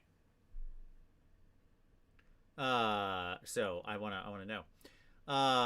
And then I'm the only one who put Disciples of Tzeentch. Yeah, I thought about them. Sure. Like, they're the same age as KO. Yep. So I agree with you skipping a lot of armies. Yep. But I think that they had to know the Disciples of Tzeentch book. Even back then, 2 years ago, they would have known that this book was off the rails. Yeah. Like, it's been problematic forever. Yep. And I just feel like they're going to want to give it a redesign. That was my take on this. Why it would jump the line. Yeah. I could see that. Yeah. Definitely old enough. And it's not had a Tome Celestial. It's on my list of what I would expect to have one. If it's either going to get a Tome Celestial this year or it's going to get a Battle Tome. So yeah, I think it'll just get a Tome Celestial. But yeah, we'll see. It could certainly use an update. Yeah, speaking of things that got a Tome Celestial, you had the bold pick here of Slaves to Darkness, a very new book and a very well-designed book. That did have a Tome Celestial. And so this is one of the data points I was using, was if they got a Tome Celestial, I was like, nah. Right. Yeah, man. And this one, again, it's just based on, sorry, I'm the one being boring with a lot of these picks, just again, based on what we've heard so far. Sure. Where, someone has been accurate in part, so it may give some credence to some of their others. But yeah, the Slaves of Darkness one tied into Gets a co-release around Q4 2022. That one seemed the most unlikely to me. That's why I threw it in maybe. At least in terms of the rumors that have been out there, Slaves of Darkness seemed the most unlikely. Yeah, we just got, when did we get that? Just a couple months ago, I think we got the Tome Celestial update. Mm-hmm. So yeah, not a lot of confidence in that one. I mean, what I'll say is this: with Tome Celestial, a lot of people have said that when you get a Tome Celestial, it suggests that we're not getting a book for a while. I don't know that I necessarily agree with that, because Tome Celestials could have just easily be what's left over that hits the cutting room floor for a finished book. I guess, but to me, I think they're using it pretty straightforwardly, because they didn't say it in as many words, okay? But what they said initially, like when they announced the 3.0 Tome Celestials, I'm paraphrasing here, okay? Yep. But they said, we're going to try to update a lot of books, and people are going to get updates in either books or White Dwarf through the Tome Celestial. That was basically their wording in the first one. Okay? Something like that. Which said to me they were making a pretty clear either-or statement, right? Of like, this was their method for, they looked at their calendar, they said, okay, these are the books we know we're doing. Which are these people who aren't in the first 12 to 18 months do we want to throw out a Tome Celestial for? And that's how they picked. Yep. Right. Like, yep. I think it's pretty straightforward. Mike said, hey, Vince, how old is the current KO book? KO right now came out in January 2020. So it is about 2 years old. Oof. Yep. It's a disappointing time. All right. Anything else we want to say on the maybe? Anything else anybody thought about with maybe items? On your terrain pack idea, I just figured that's going to be part of the General's Handbook 2022. We'll get there. We'll get there. That could be a way. Yeah. Yeah, that could be a way to do it. Sure. I have a related guess in there, but yeah, go ahead. I mean, that's it. I like the idea of them, having a dedicated kind of focus on, but at the same time, like, we don't need a whole lot to fix terrain. Like, it's pretty simple. Like, we pretty much, I think, already know what we need. So I'm not sure we need to, have a separate piece for this. Just need to get it done. Yep. Agreed. All right. Let's get to our wish list. Now it's time to strap on the true tinfoil hats. This is pure, like, whatever. Here's Ponder Ball. Like, it's time to ponder the ball and see what we've got. Okay, here my wish list. Skaven with a complete resculpt. They're back again. Oh. I had to sneak it in. Okay. So, I put on my wish list here Bone Daddies 2 with a new centerpiece edition. Not that Catacross is a bad centerpiece. He isn't. Okay. But yes, we could have archers. We could have ballistae. We could have a big giant corpse monster. You could have a big giant Kalita to go with the archers. Okay. I don't think she's coming back, but I appreciate it. But like, you could have a big giant bone monster, like their war engine. Okay. Yes. And that could be one of the centerpieces. Yep. Right. Again, I thought a lot about like, where could we sneak a release into, right? Yep. Disciples of Tzeentch is exactly the same age, Kevin. Tzeentch and KO were released together. They were both January 2020. Yeah, they were. Yeah, it's one of those stark things. So to me, that would be such a great way to go for Bone Daddies 2. Like, release the new book, put out 6 new kits, like, so bow skeletons, a ballistae, a big war engine, right? And like, yeah, man, we've got that's something interesting there. Yeah. Right. Yeah. Some people Certainly said they feels want like crossbow skeletons. I'd be cool with that. I'm fine with that. Yeah. That'd be cool. I'd love, like, if they were going to do crossbow skeletons, I would want them to be like the old, what were they, like Volan's Venators or whichever the Dogs of War unit was, with like the big shields in front of the crossbows. I think that'd be more of like a sort of military formation type of crossbow users. Yeah, I was going to say is that there was a video last year, bleeds in together, where Phil Kelly talked about how they have a hell of a lot more Lumineth on the way, more or less was what he said, and conveyed that very clearly. And OBR may not have as much on the way as Lumineth, but it certainly feels like, they've got a lot that they're sitting on that they could roll out with this new, this new faction they've built, this kind of new design aesthetic. So yeah, could easily see that. Yeah, how can Phil Kelly say that and you not know that another Lumineth book is coming? Sure. Yeah, it's happening. Yeah. Indeed. Boy, oh boy, doesn't it feel like that? Yes, indeed it does. And yeah, like I think that just for you, Tristan, they could also sneak a chariot in there, so we could have some OBR chariots. Yep.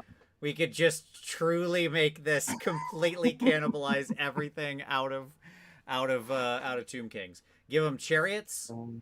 Sure, make it crossbows. You're right. It can't be archers. It has to be crossbows with a pavis, right? With a big shield in front. It's and then like a big giant, but not just a normal human bone giant. No, just like some war engine. Like somebody mentioned, like a battering ram. Yes, all of that. It's a giant / battering ram, which that already exists, by the by. Like Skaven have a melee artillery battering ram piece. The pestilence, you know, the center. Yes, thank you. The giant sensor, the plague sensor, is that. It just falls on people in melee and does a bunch of mortal wounds. So that the technology's already there, right? And so yeah, I think that'd be great. Just cannibalize the rest of it, but make it like newer versions of it. Not just a normal bone giant, this thing. Not just archers, you know, military crossbowmen. Yeah? Like go all the way. Yeah. That's it. Okay. Brian S says, nope, OBR get the tank that Vince wanted Stormcast to get. I'll take a bone tank. You think I don't want a bone tank? You absolutely bet I want a bone tank. I think that the like Catacross needs to get more creative. Yes, Plague Furnace is what I was trying to think of. Thank you, everyone. Like Catacross needs to get more creative with how he's shaping these bones. Like heck yeah, bone tank. All right, Tom, this is where you put realm specific terrain in book. You want to talk about your concept? So here? my deep cut here was, if we're gonna jump realms in the GHB.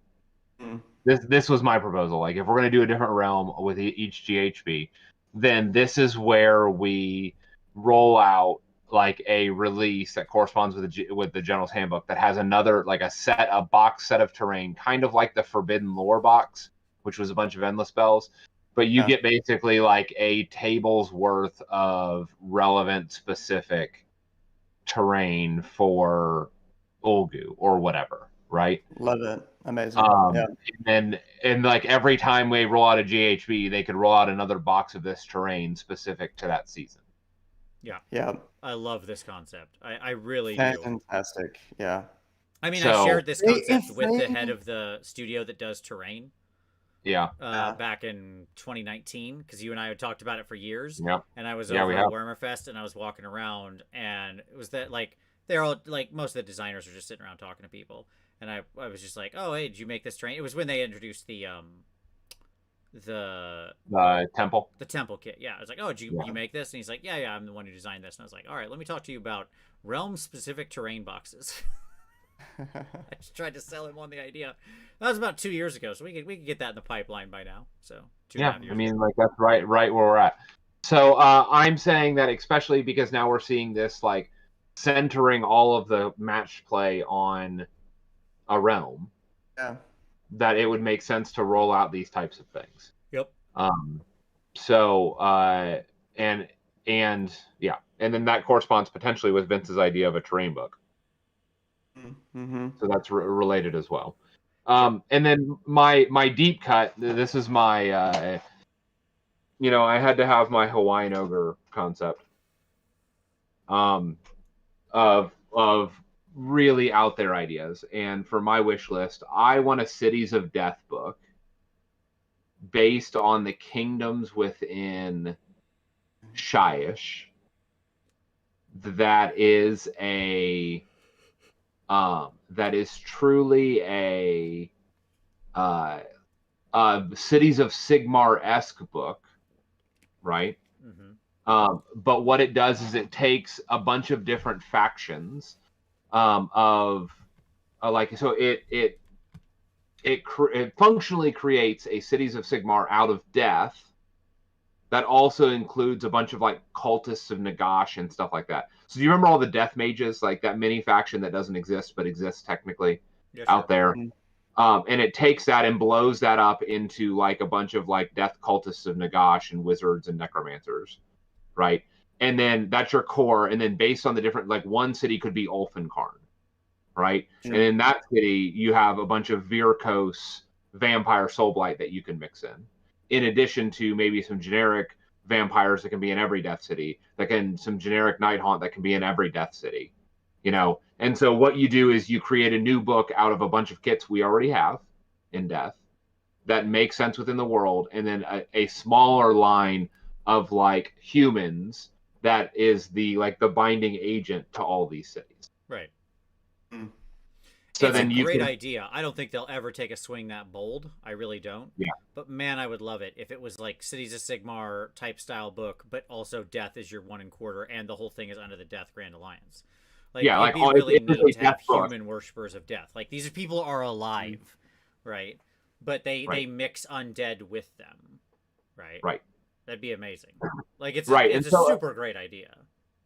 Like, this is not a city. Like, this is not a Cities of Sigmar book. Let's be very clear. No, I'm saying This style is design style wise is what I'm saying. Yeah, yeah. Design style. So like 1/4 of one of the cities could be OBR, right? Not to hold on, not to make an Yeah. ongoing joke, but this could be a gold faction, Tom. I mean, it could be. Like, originally I had done my Hollowmorn city, which was like I was going to be sculpting it to be both Death and Cities of Sigmar, and to like do both. But I think that this could actually be its own thing, and it would be something new in Death. Like, one of the challenges I think we have within the Death Grand Alliance is that it's such a static alliance. Sure. It's unchanging, maybe. Mm-hmm. And there's not a lot of places we could go as far as a book, right?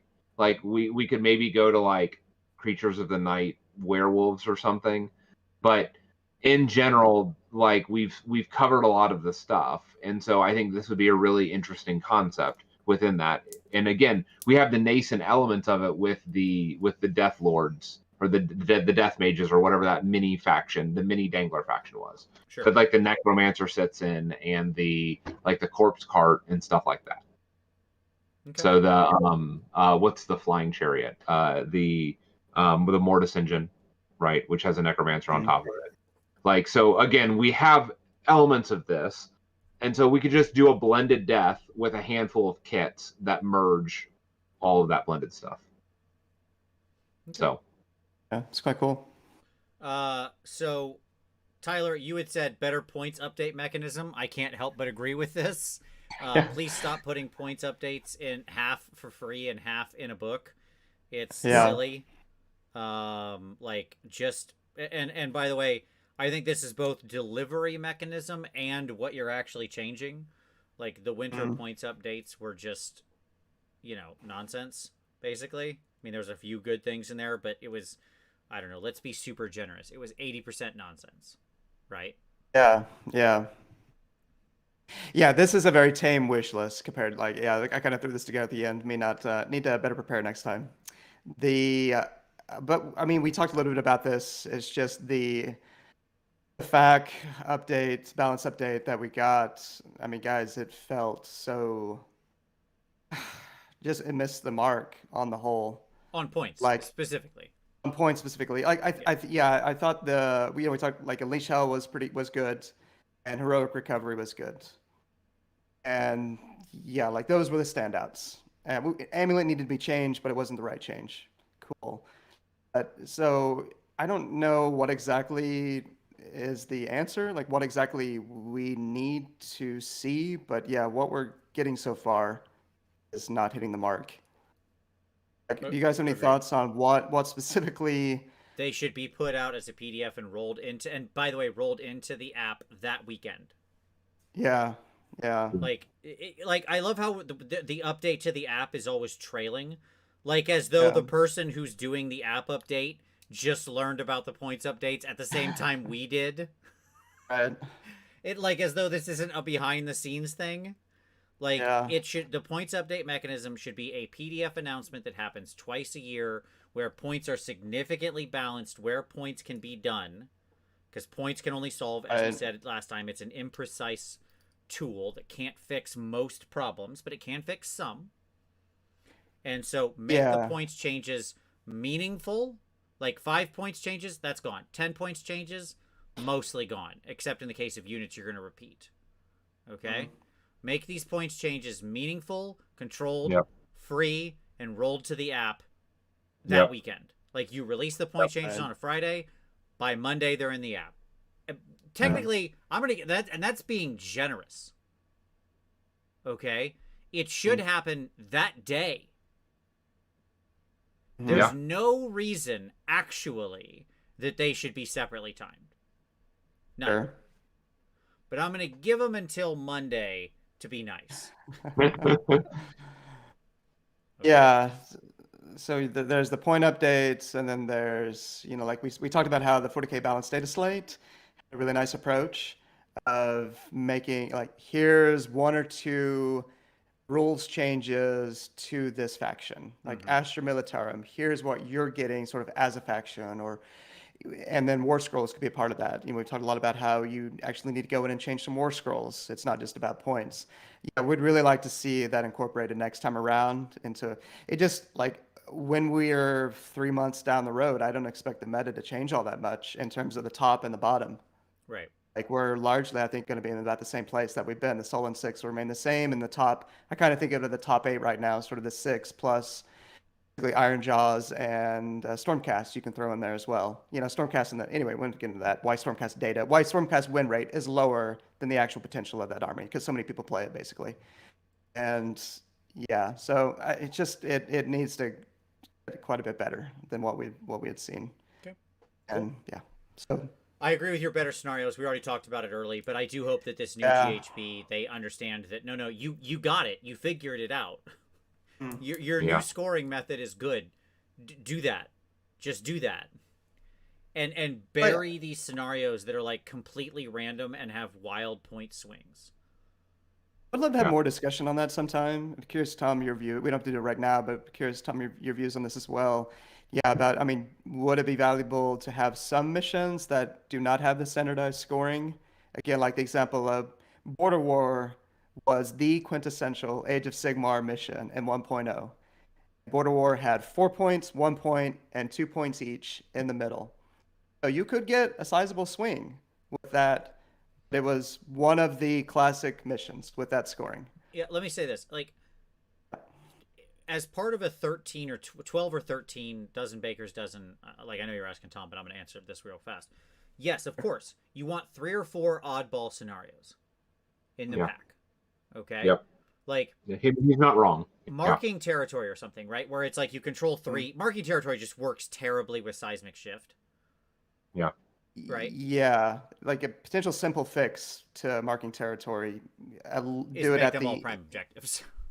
Well, prime, or do it where whomever's going second gets to the choice to burn, but you don't win immediately. You allow the player going first, to have a chance to, right. You just need, that would help it quite a bit. But the conceptually marking territory is a great scenario. Execution wise, obviously it leaves a lot to be desired, but you should have, like, that doesn't use the standard scoring, right? Right. And so should stuff like that exist? Yes, of course. Like, there should be 3 to 4 oddball scenarios. Absolutely. Right? Yeah. But there should be 8 that are playing with the core mechanic in an interesting way, having you make interesting decisions on where you're positioning, but yet keeping the points relatively controlled. Yeah. Right? Yep. That's the balance. And we're the other way around right now. That's the problem. Right. No, I would agree. I agree with that, Vince. Yep. So, yep. It is the other way around. Yeah. All right, books. Here we go. I'm also taking a cities swing here. Cities did get a Tome Celestial, so that's why I put this on my wish list. And I would like, but I want to see the Dawnbringer Crusades cities too, right? Where the cities go out of the cities, and it's, the stuff like that. By the way, this could be a non-invalidation of the old book. It could just be like literally a part 2. But I think they don't really have a history of doing that. So fine, you just update the city's rules as well at the same time, but also put in new rules for having a Dawnbringer Crusade army, which is not necessarily like that comes from a certain city and so has different types of options or whatever. I put Maw Tribes here because I do want to see Maw Tribes get a new book, and I think I've honestly, after our discussion, Tyler, I think you might have convinced me to move it up into maybe, is my honest answer. And now let me talk about Beasts here. I mentioned Beasts earlier. Okay. Yep. I think the rumors of Beasts getting folded into slaves is complete and total nonsense. Just total nonsense. Hope so. Yeah. I think that is like whatever rumor that was a part of, I think is just complete and total bunk. Now look, maybe in maybe I'll be eating these words. But if you ask me on money, I just think it's a garbage rumor. That's not true. I think beasts have an extremely unique identity in the world. I don't think they should move into destruction. I understand that they have a lot of destruction-ish elements. They're definitely chaos. They're like pure chaos. That's the whole point. They worship chaos in a way that is almost more pure than any of the normal mortals. Right? Yep. And Beasts has plenty of good models and kits in it. Like, it's got plenty of plastic. Yes, some of them are old. Yes, some of them could use an update, right? No doubt. Almost all of them. What's that? Almost all of them. I don't know about that. I mean, sure, some yes, some no. I mean, some of the monster kits are honestly fine. You could rebox those and they're fine. Like, are you telling me, like, the Gorgon or something is a problematic kit? No, the Gorgon is one of the kits that I said was not a problem. Okay. But sure, like, basically all the fine cast and all the gore and all the ungore. Yeah, there's some fine cast still knocking around, which obviously that needs to go. Regular gore probably down, right? But Beasts has so much potential, right?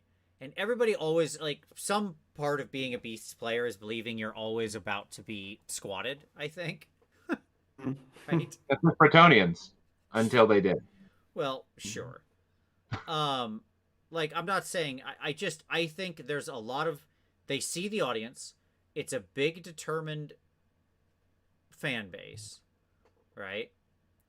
And it's an army with a huge amount of potential, with like a 35 to 50% resculpt or something like that. Let's call it 6 to 10 kits. I don't know, somewhere in that range. So in the doable range, right? In fact, slightly under what they've done when they do actually a sculpting release, right? Because those have often been like a dozen kits. Right. This is like, this could be, yes, you want to redo the Shaggoth, stuff like that, right? Like, there's clearly things that need to be done. Well, you would do like dragon ogres in a pair, two dragon ogres, and the Shaggoth is built out of one of the dragon ogres, and you can take them as a single. Like, we already have that tech with the list of them. Yeah, exactly. You make them bigger, more impressive. Yep. By the way, this could also be a sneaky home for a cool centerpiece, because beasts love monsters, right? Right. And you could do a whole new giant monster for them. Like a truly destruction monster for them. Like a really big, gross 400 to 500 point monster. Right? And that could be a place where you sneak a centerpiece in. Right? What do you resculpt? Probably Gore, Shaggoths, the Cockatrice, the Centaur, if you're going to keep them. I think the Bestigor kit is still pretty good, but you could do new Bestigors. They could be awesome as a resculpt, so I'll throw them in. Chariots, and probably like the regular Beast Lord, I think. Maybe, yeah. Anyways, something like that at least. There's probably a couple more I'm forgetting off the top of my head. But I would love to see, like, one, you can fit a centerpiece in it. Two, it has a huge amount of narrative potential and story potential in this specific world. Like, they can get in there and play the Beast game in the Beast realm, even though they're not destruction. Right? Yeah. And they could be such a good part of this story. I think they are pretty popular. Red Wizard said the Jabberslith. Yeah, thank you. Red Wizard said, where did they fall in the popularity survey? Around the middle. I don't remember. I'd have to go look back at the various surveys. I think I still have them all backed up somewhere. They all got deleted. All my data synthesis got deleted when I had to flatten my computer, but I'm pretty sure I have all that backed up on a drive somewhere. So that's why I want to see them. I just think they are unlimited potential. There's no reason to squander such an amazing army. I think folding them into another thing is absolutely stupid and not going to happen. It's just dumb. They don't make sense in Slaves of Darkness at all. At all. They're their own thing. Yeah. And I think they will continue to be so. Because I think GW knows they have potential and knows there's a bunch of people who really, really, really, really love them. That's my feeling. Yeah, I really hope you're right. Yeah. So, you had Blades of Corn all the way down here. Yeah, actually, there was a kind of the main wish list. We talked a lot about Fire Slayers. I mean, Blades of Corn, like I said, that's just kind of following the rumors. So that's why I just put it as wish list. But clearly, it needs an update. So yeah, hopefully we'll get that in 2022. Just a little more. I mean, Fire Slayers, like it's time to crap or get off the pot, like with this faction. Sure. I mean, there are a lot of folks in the there was quite a bit of discussion in the TGA community, which is really cool. Thanks everybody who's doing that, and a number of people pointed out some awesome ideas for Fire Slayers. Apparently, there's a Fire Queen, like female, like a Magma Queen, has been talked about in the lore of Fire Slayers, which I didn't know. That's awesome. Yeah, love to see female Fire Slayers. Flame Spirit of Grimnir would be amazing. Obviously, mini Dross, like little Salamander Cav would be cool. Sure. I mean, it's just like, yeah, there's so much potential with this army to make it an amazing faction. And I just hope that we actually see them choose a direction rather than continue to take a pass on it. So, I mean, let me just jump in, Tyler. What I'll say is that the only chance that we get a standalone Fire Slayer book that's going to be successful is if they actually invest the money to do kits. Yeah, totally. Yeah, absolutely. And so I think that we could get a standalone Fire Slayer book and it could be financially successful if we also had standalone new kits that actually supplemented the stupid inventory. If we don't... Real quick, hold on. One quick question. Are you saying competitively successful or financially successful? Financially successful. Okay, cool. Competitively, I mean, I don't know if you can fix that army. Sure. I mean, it would competitively, just it's not a question. You could write. You can scrap everything. You could write anything. Like it's fine. You can definitely make a competitive army. Sure. But I mean, at one point they did double all the wounds of the army. Like that happened. Right. I don't think you could take things back to formulate pretty easy. Yeah, which they did. The whole army tunnels now multiple times a game. Like you could go wild, man. Like whatever. Right. Yeah. No, I'm saying financially successful. Like they would have to add more, like punch to the army and to have a real centerpiece that's not a Magma Droth, because even the Magma Droths aren't real centerpieces. Yeah, totally. Yeah. So, yeah, the idea of like they have Fire Slayer's version of a Doom, Anvil of Doom, or I mean, obviously a lot of these are pulling from the past, but they could come up with new things. I mean, the bones seem to be there. Like I've read a little bit of the lore when they first came out. I think the aesthetic has promise actually. It's just that it was a lot of copy paste. Kind of felt like a lot of copy paste CAD with these 3 troop types, and just not enough differentiation in the models. I don't know, like the bones seem promising to me. But it's the least real faction of all of the main factions of the 26 factions in this game. It has 3 options other than a bunch of heroes. Like that's not a real faction. And then all the heroes look identical. Right. You have fighting hero and you have priesty hero. Sure. Yeah, I mean aesthetically it was the lowest ranked item, right? I mean that's the problem. Yeah. Like it's and again, not you can have a faction with 3 foot units and a bunch of and like that's 4 true. heroes. They're called It's called Iron. it's called Iron They Thunder. sell like hotcakes, and they crush. Yes. They crush on the aesthetic survey. Yeah, but of course they're Crush quite differentiated in their aesthetic. because They they were pull it down very because they different. look real good. Because also a pig is very different from a brute is very different from a boy. Exactly. Right. Yeah. Right. They are very different units, and that's not what they got. Sure. So. And Well, so that's I the agree with you. big That's move. why I said financially I agree with you, Tom, because right now the problem is aesthetically in all of our surveys they've come in at the lowest end, like they're the bottom army. Right. And so they just need something to actually like give the army some pizzazz. That's not just a bunch of naked babies and a couple Chinese dragons. Sure. Yeah, and I don't think that's happening with this new book, by the way.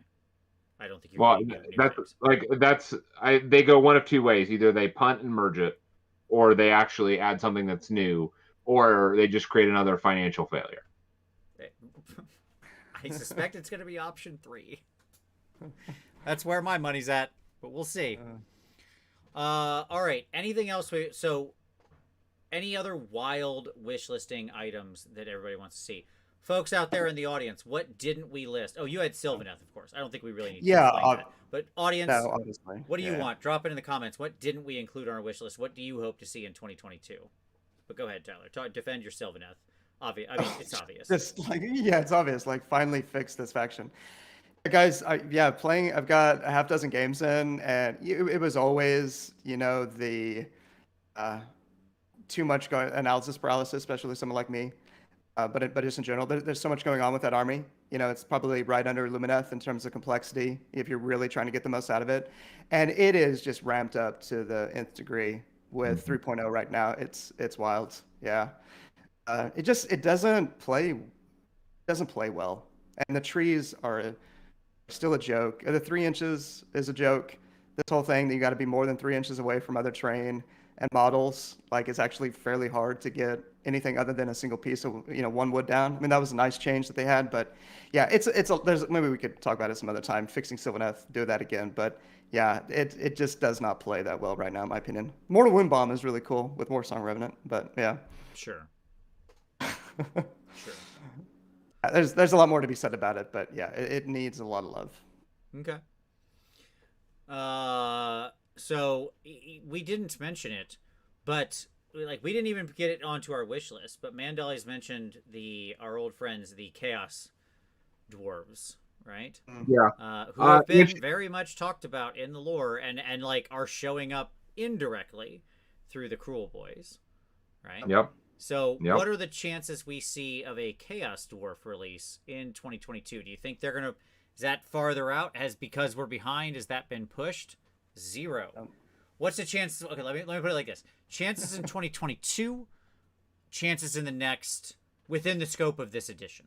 Give me those 2 things. You understand what I'm saying? Like, sometime in this edition we get it versus in the next year. I'd be pretty shocked if it were 2022. It feels like a 2023. I mean, my general TLDR on this entire show and predictions is that 2022 feels like a transition year. It's like a scaled down 2019. Like, how many new models did we get in 2019? We got Gits at the top, which met that trend. Then Flesh Eater Court, Skaven, Blades of Corn, Fireslayer, Sylvaneth, OBR was new, Ogres, and Slaves to Darkness. So we basically got 2 new factions, which I'm not even expecting 2, or not really, like 2 real big refreshes or a new faction. I'm not even expecting that this year. Would love to see 2. So that's kind of where I'm at, and yeah, that doesn't really. But I think 2023 is where we'll really start to turn it on, and then 2024 probably with the next edition. That's kind of my sense right now.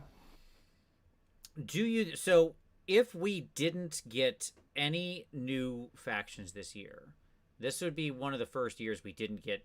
It'd be the first year we didn't get a new faction. We will get a new faction. Period. Okay. We will get at least. Surely we'll get at least one because as you said, we always have faction.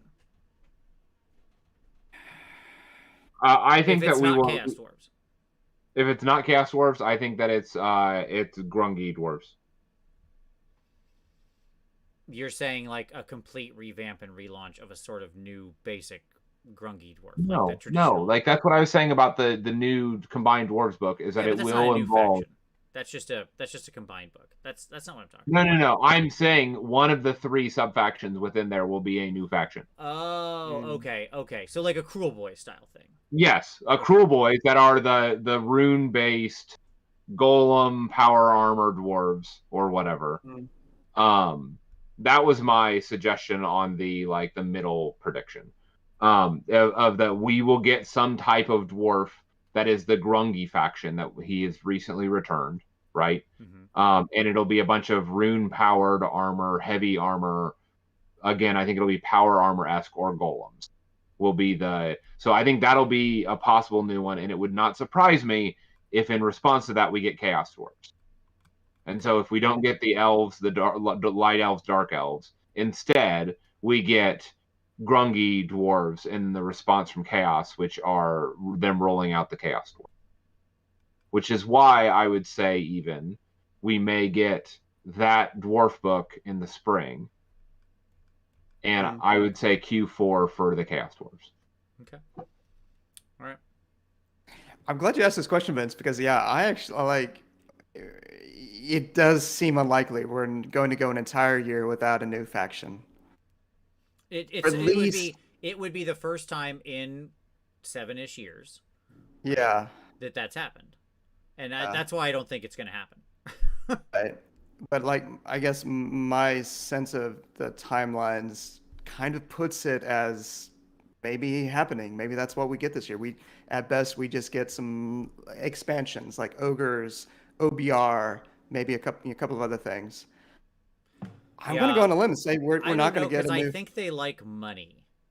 I know. Yeah, I know. Like that's it right there. Yeah, like right there. And they releasing a new army does this thing called sell a lot of crap. Right. It's clearly a big year for 40K with finally Eldar Craft Worlds. Oh yeah. There's going to be a lot of 40K and action. Chaos Space Marines too. Don't forget. Space Marines, yeah. And so of the ones we got like Umbernath, we got Chaos Dwarves, so-called Oathbreakers. What else could it be? It could be another Luminath. Sure. Well, I mean, I think we'll get Luminath.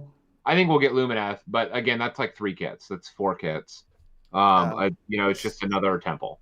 The Silent People. That's another one that's been. We've seen these lore hints of the Silent People. Maybe that's going to be my actual own army in some way. We're gonna do the Silent People. Yeah. Now that we're going through it, I would. Yeah, it's Chaos Dwarden or Silent People for me. Okay. So if your choices were full Tyrian army, okay, full Malarian army, Chaos Dwarves, Silent People. Okay. Yep. Like those seem like the 4 most likely potential candidates. Yeah? Right. Okay. Which one of those comes out in 2022? Chaos Dwarves. Because I'll tell you, my money in that lineup would be on Chaos Dwarves.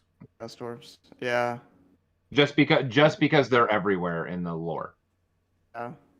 And like they've been seeded in the Warcry factions as well. Yep. Yeah. No, I can see it. Yeah, I'll stick with Silent People, but I can see it. I just can't. Oh god, like, are they really gonna do Tyrion in 2022?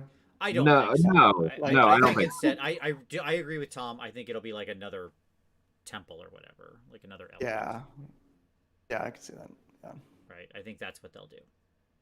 Because they're just going to keep putting out little Lumineth stuff all over the place. Sure. I just think it's what's going to happen. Forever. You mentioned the exact quote from Phil Kelly. Like, this is one of the things I went back to where he's like, we've got so much more Lumineth stuff. And I'm like, great. Awesome. Can't wait. No. I just assume it's a yearly thing now. Right. We will probably have Lumineth, honestly, for the next 2 years. I mean, I would love it if... Look, I want to see what Malarian's got up his sleeve more than anybody. Okay? Right. I want me some demon shadow elves. Mm-hmm. Yeah. Okay? Yeah, I agree with that. Yep. That sounds amazing. But I just don't think... Like, I guess maybe... But I think you save that for the post-Ulgu release. And you won me over to a staying in Gur. And if that happens... then something like Chaos Dwarves who are working with a primary faction that are in Gur, right? Namely the Cruel Boys, just starts to make more sense. Yeah. So there you go. Paul Kurnathi. We haven't mentioned Kurnathi. Maybe. I mean, certainly it feels like that should be on the table, but I don't. Yeah, I'd put it in the list. I'd put it in the list. Sure. I'd put it in the list of 5. I mean, it'd be a great... there'd be a lot of people who'd rejoice at seeing it. Certainly. Yeah. Yeah, but I don't know. I guess we'll see. There you go. All right, gentlemen, any final thoughts before we call 2021 closed? Nope. It all I was got. fun. Okay.